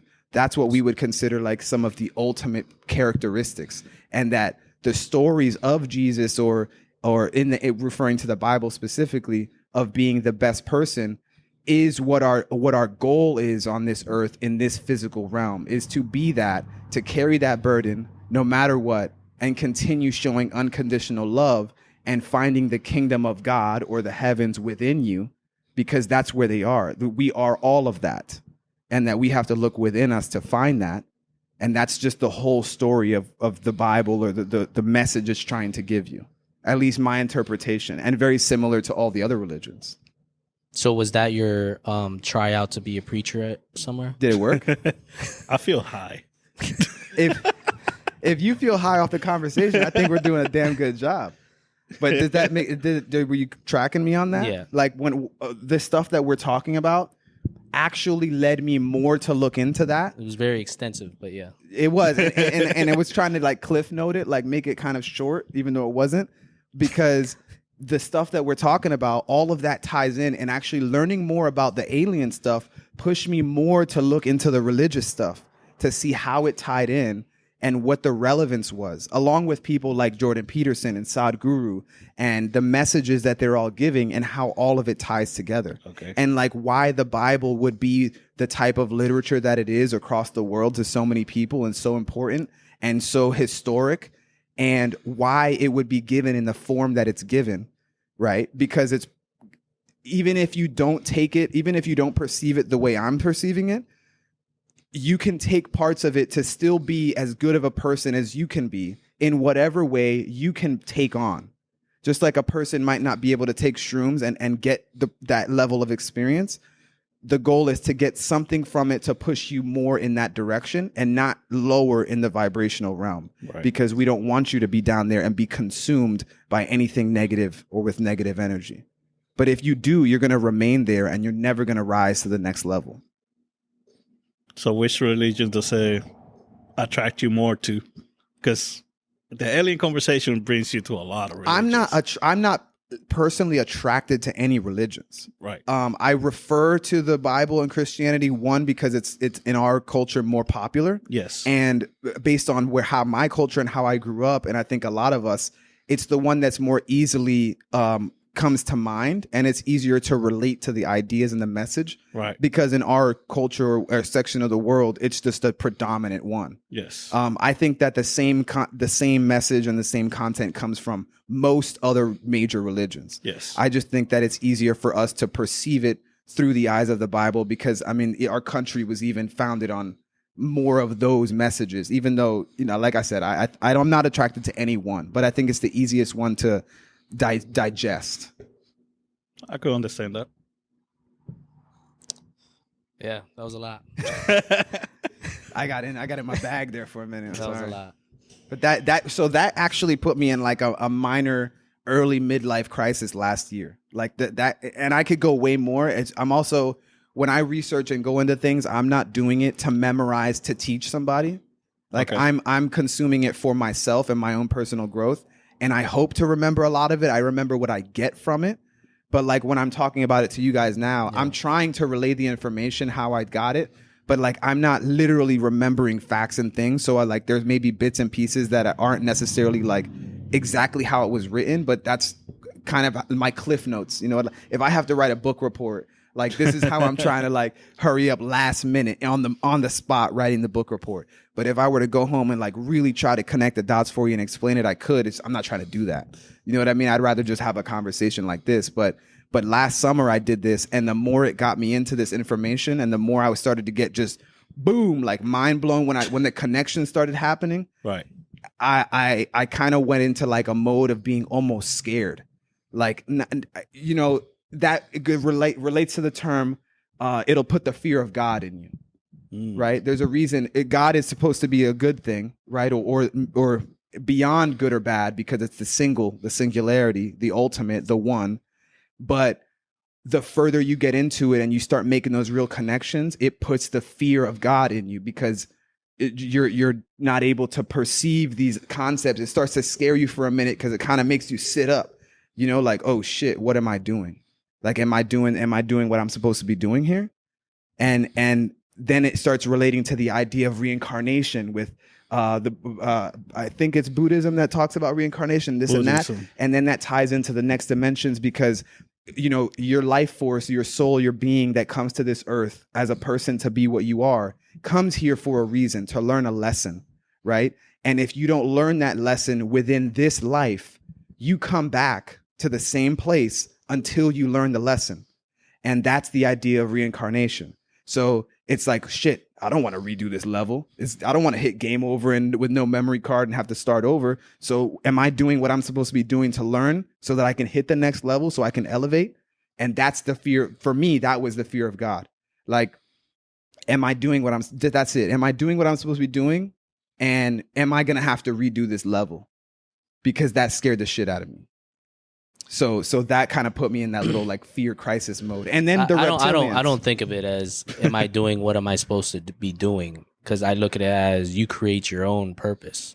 I look at it as, if you're asking, am I doing what I'm supposed to be doing to elevate my consciousness? That's what I'm saying. I would agree. That's what I'm saying. Yeah. Yeah. Like, am I doing anything to hold myself back from the fullest potential of and that? Consciousness meaning your ability to perceive that which is the source of creation. Right. Or God, for that, you know, for the people who relate to it with those, because that's another thing. Terminology changes the perception for so many people. Like, I can use a lot of different terms to relate to the same thing. That's what I try to do when I say God, singularity, the one, the ultimate. Yeah. Because for a lot of people listening, maybe somebody's super religious and only follows it through Christianity. And if you don't use the word God or angel or this or that, you kind of lose them. Yeah. Or maybe the opposite, they're super atheist and they understand these concepts, but as soon as you use the word God or angel or anything, it throws them off. You know, when ultimately it's all talking about the same thing. Yeah. So I try to use the different words so I don't sound like I'm only coming at it from one angle, because I'm not. And but that's what I mean by doing right, you know, and it's like, which I just want to touch one more thing. I can't even lie and say the reptilian thing didn't freak me the hell out. Like, the more I learned about it, because when you start talking about demons, I mean, anything that you talk about, that you only fear the unknown. Exactly. And that's so thing. When you know something, you don't fear it anymore. Yeah. If I know how to handle a venomous snake, I'm not going to fear it because I know it. Yeah. But and that's like the intense experiences of like not knowing the deeper levels of life. You don't know it, and then you start making up things because you're fearful and it's unknown. Yeah. And but even if you know, the only thing I can combat that with, which I know how I view it now, but at that time when I was going through this little crisis mode, I was like, man, even if I know what I know, if a reptilian walked through this door right now in its true form, like it's Frieza, right? Exactly, its true form. Its true form. At that time, it was like, yo, damn, I'd want to like just be like, nah, I got this dude, and I'm gonna just rock his shit and lay him out. Like, I wanted to think that, but I know I would have been scared at that time. But now I know who I am and what I am and my being, and that it wouldn't be able to affect me. Because even if it did decide that it wanted to kill me here and now in this physical form, it would not kill me. And that my being is ultimate and that I can't be killed. Yeah. And that once you go further and further down this road and understand that this is just a physical representation of who and what you are. That this version of me that you see is just an avatar that my true being is in right now. So I don't have anything to fear, even if I thought this thing might inflict some pain on me in this moment. Yeah, it can't hurt me. I was just going to say, there's going to be some physical pain. Yeah. There'll be physical pain, but the ultimate thing is that it wouldn't be able to hurt you. And that's why in those religious terms, they talk about being, once you walk in the light of God, you can't be touched. You can't be harmed, right? That doesn't mean that somebody can't break your arm, but it means that ultimately you're not going to suffer. Yeah. You know? So the moral of the story is, are you going to do it? Yeah, definitely. What do you guys think? Do you think you could reach that level without any drugs? Where you could? That's a good question. What you going to say? Go ahead. I know what I'm saying. Well, that's the whole. Okay. Okay. You might have a longer answer. So I'm going to try and shorten as much, but the whole reason why I took shrooms in the first place to get a touch of what we would refer to as enlightenment. Right. Because I look up, we talk about someone named Sadhguru, who's a legit guru from India. I've seen him in person. He came to Tampa, and I've done meditation with him, with like initiation through that. I haven't been doing it. I've been slacking on it, but I pretty much reached out to shrooms to touch something beyond the physical realm because I was impatient. Right. Because doing yoga and increasing your energies to a point to be able to experience that takes a long time to build the foundation. It's discipline. So because I was rushed, I was like, well, I just want to see what it's like. Right. Even though it's probably nowhere near like the real thing. And that's the reason why I want to do it. That's a good reason. I would say that's a good reason. Yeah. I would say that's a good reason to do it. I still not that we're authorities, but like in our experience, we think that's a good. I would say that's a good way to go about it and doing it because if you're doing, like we said, if you're doing it to get just fucked up and shit, it's not really. I don't look at it as that. I look at it as seeing the world. It's almost as if you become a child and see it for the first time again. Shit. And you re-understand what you were experiencing when you were a child. Mm-hmm. That pure joy. Like literally you'll walk in somewhere and it's a completely different, like if I was to walk in here, it's as if I never even came in here. Because it's just such a different, it's a much more intense experience that I'm having. You look at a light bulb and you're like, what is happening there? Like what is that? Yeah. But another way that I would answer the question of crap. I knew where I was going with it. I just. But to answer your question, I strive to experience it, and if I do, great. If I don't, I'm gonna die trying. That's it. Okay, 50. For me, it was whether or not you're gonna reach enlightenment or the idea of enlightenment without the drug. Yeah. My experience on those, after my experiences on those, even though it's been years, there are certain little things and moments that I have. You know what? Just now when I was talking and then you said, I feel high right now. Yeah. Right? Yeah. You know what that feels like because you've been high. Uh-huh. Once you do mushrooms and experience a mystical experience, you remember that feeling forever. And there will be moments and things that you see and do and hear that will instantly put you in that state. And you'll be like, wow.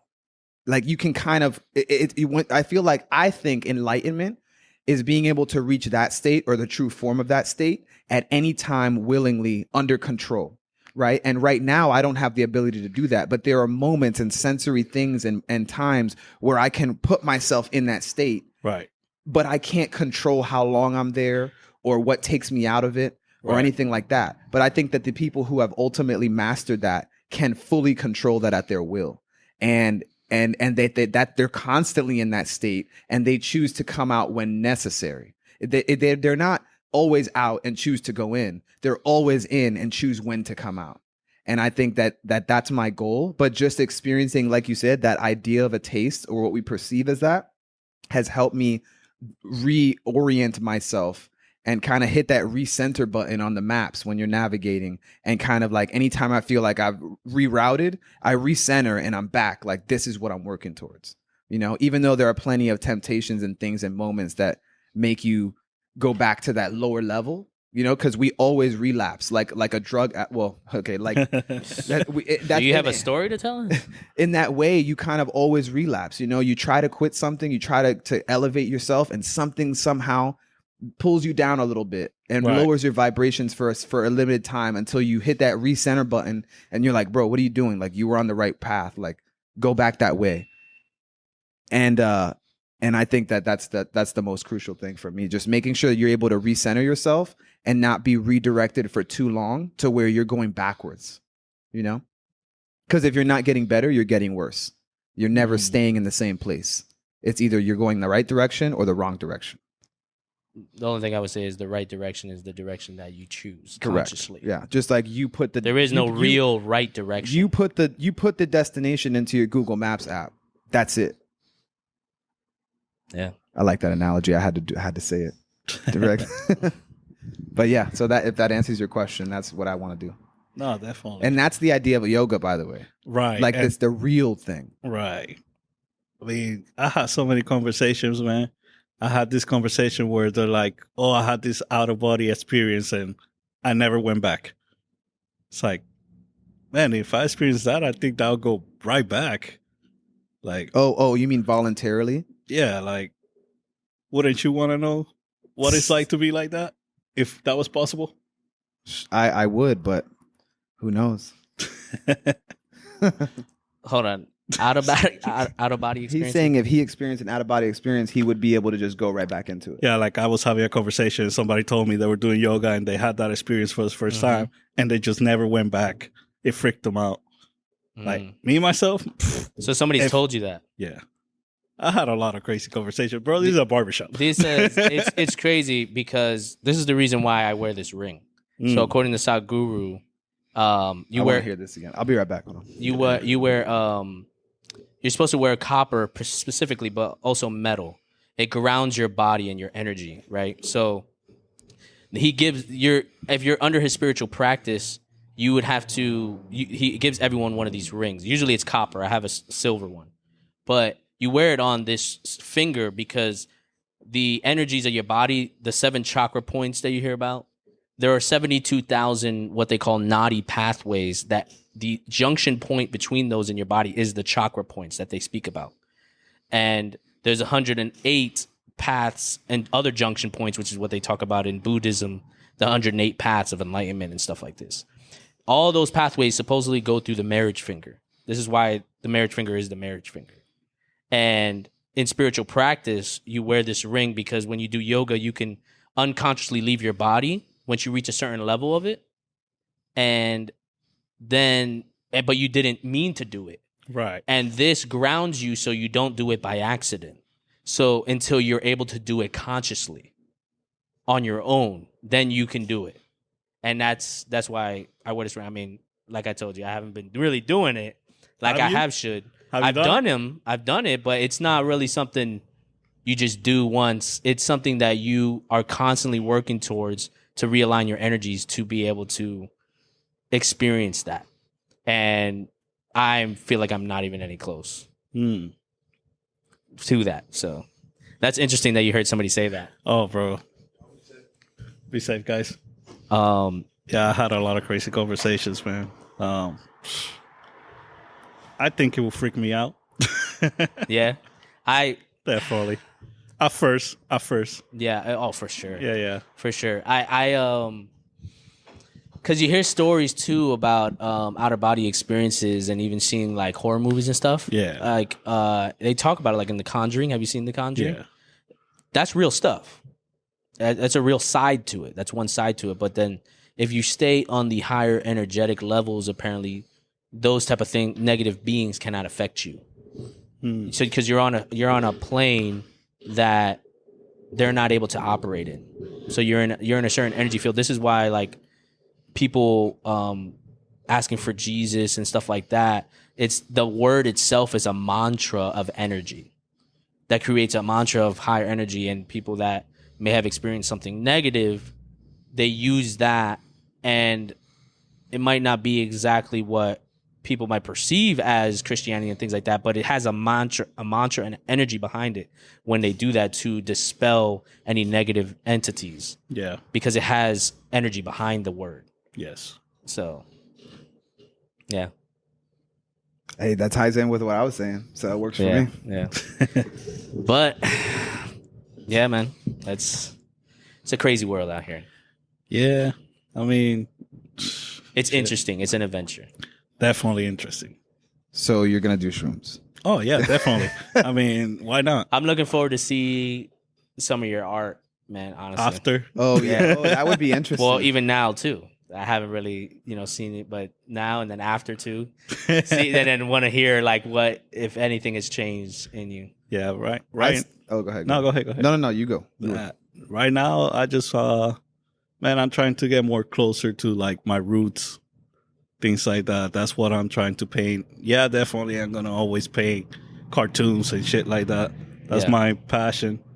But if I'm going to get deeper into the art, I want to paint more of my roots, Yeah. I don't know. It might get wild, especially after Well, the you shrooms. had a good cockfighting painting. Bro, I love that thing. You had a sick cockfighting painting where it's two roosters going at it. Oh, yeah. It was dope. Have you ever seen cockfighting?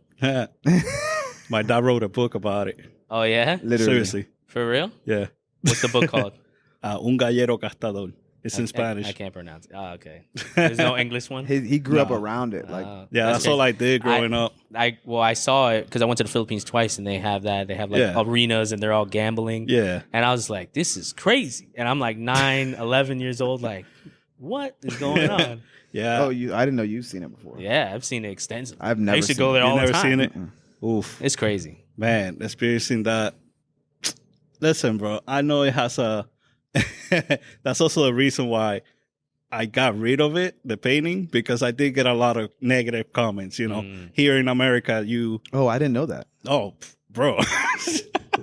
So chicken fights. It's animal abuse. No, I know, but I didn't think categorized that as. painting. Anything brought with people to say animals that. fighting, bro, is gonna get something. It wasn't like terrible. It wasn't like a Karen screaming at me, but it was like, hey, Manny, like you're promoting negativity. And I'm like, I grew up with it. Like, kind of normal to me. Yeah. I mean, you guys eat chicken all day long. Yeah. But you'll eat it, but you won't kill it. Like, it's crazy to me, like the things they do to get chicken to fast food, you know? Ooh, yeah. But then we're not okay with two chickens fighting, which, by the way, if you put one here and put one across the street, eventually they'll see each other and they want to fight. Yeah. They're going to fight. So why can't I make $20? Hey, man. Well, we really appreciate you coming through for the podcast, bro. Yeah, Good definitely, conversation. man. I got a lot of info here, man. Yeah? Bro, that shit was wild. God, bro. And again, thank you for just the location, us being bro. human beings. Yeah. The location is fantastic. Again, thank you for having me, and as a barber for sure. Thank you. Hey, So anytime, guys. We'll definitely have to have you back after you digest all this information and have another conversation for sure. Yeah, definitely. For sure. Definitely after I try that. Thank you, bro. Thank you, Hair Junkies. Hair Junkies, Ocala, Florida. Where can they find you on Instagram? You could look up Hair Junkies. It's a hair _ Junkies 1. Junkies 1. Hair _ Junkies #1. Yeah. Okay. And if you're ever in Ocala, come to the barbershop, Hair Hell yeah. Junkies. Let's go. Thank y'all. Human Beings, episode 9 at a close. Thank you, We guys. out. That's a wrap.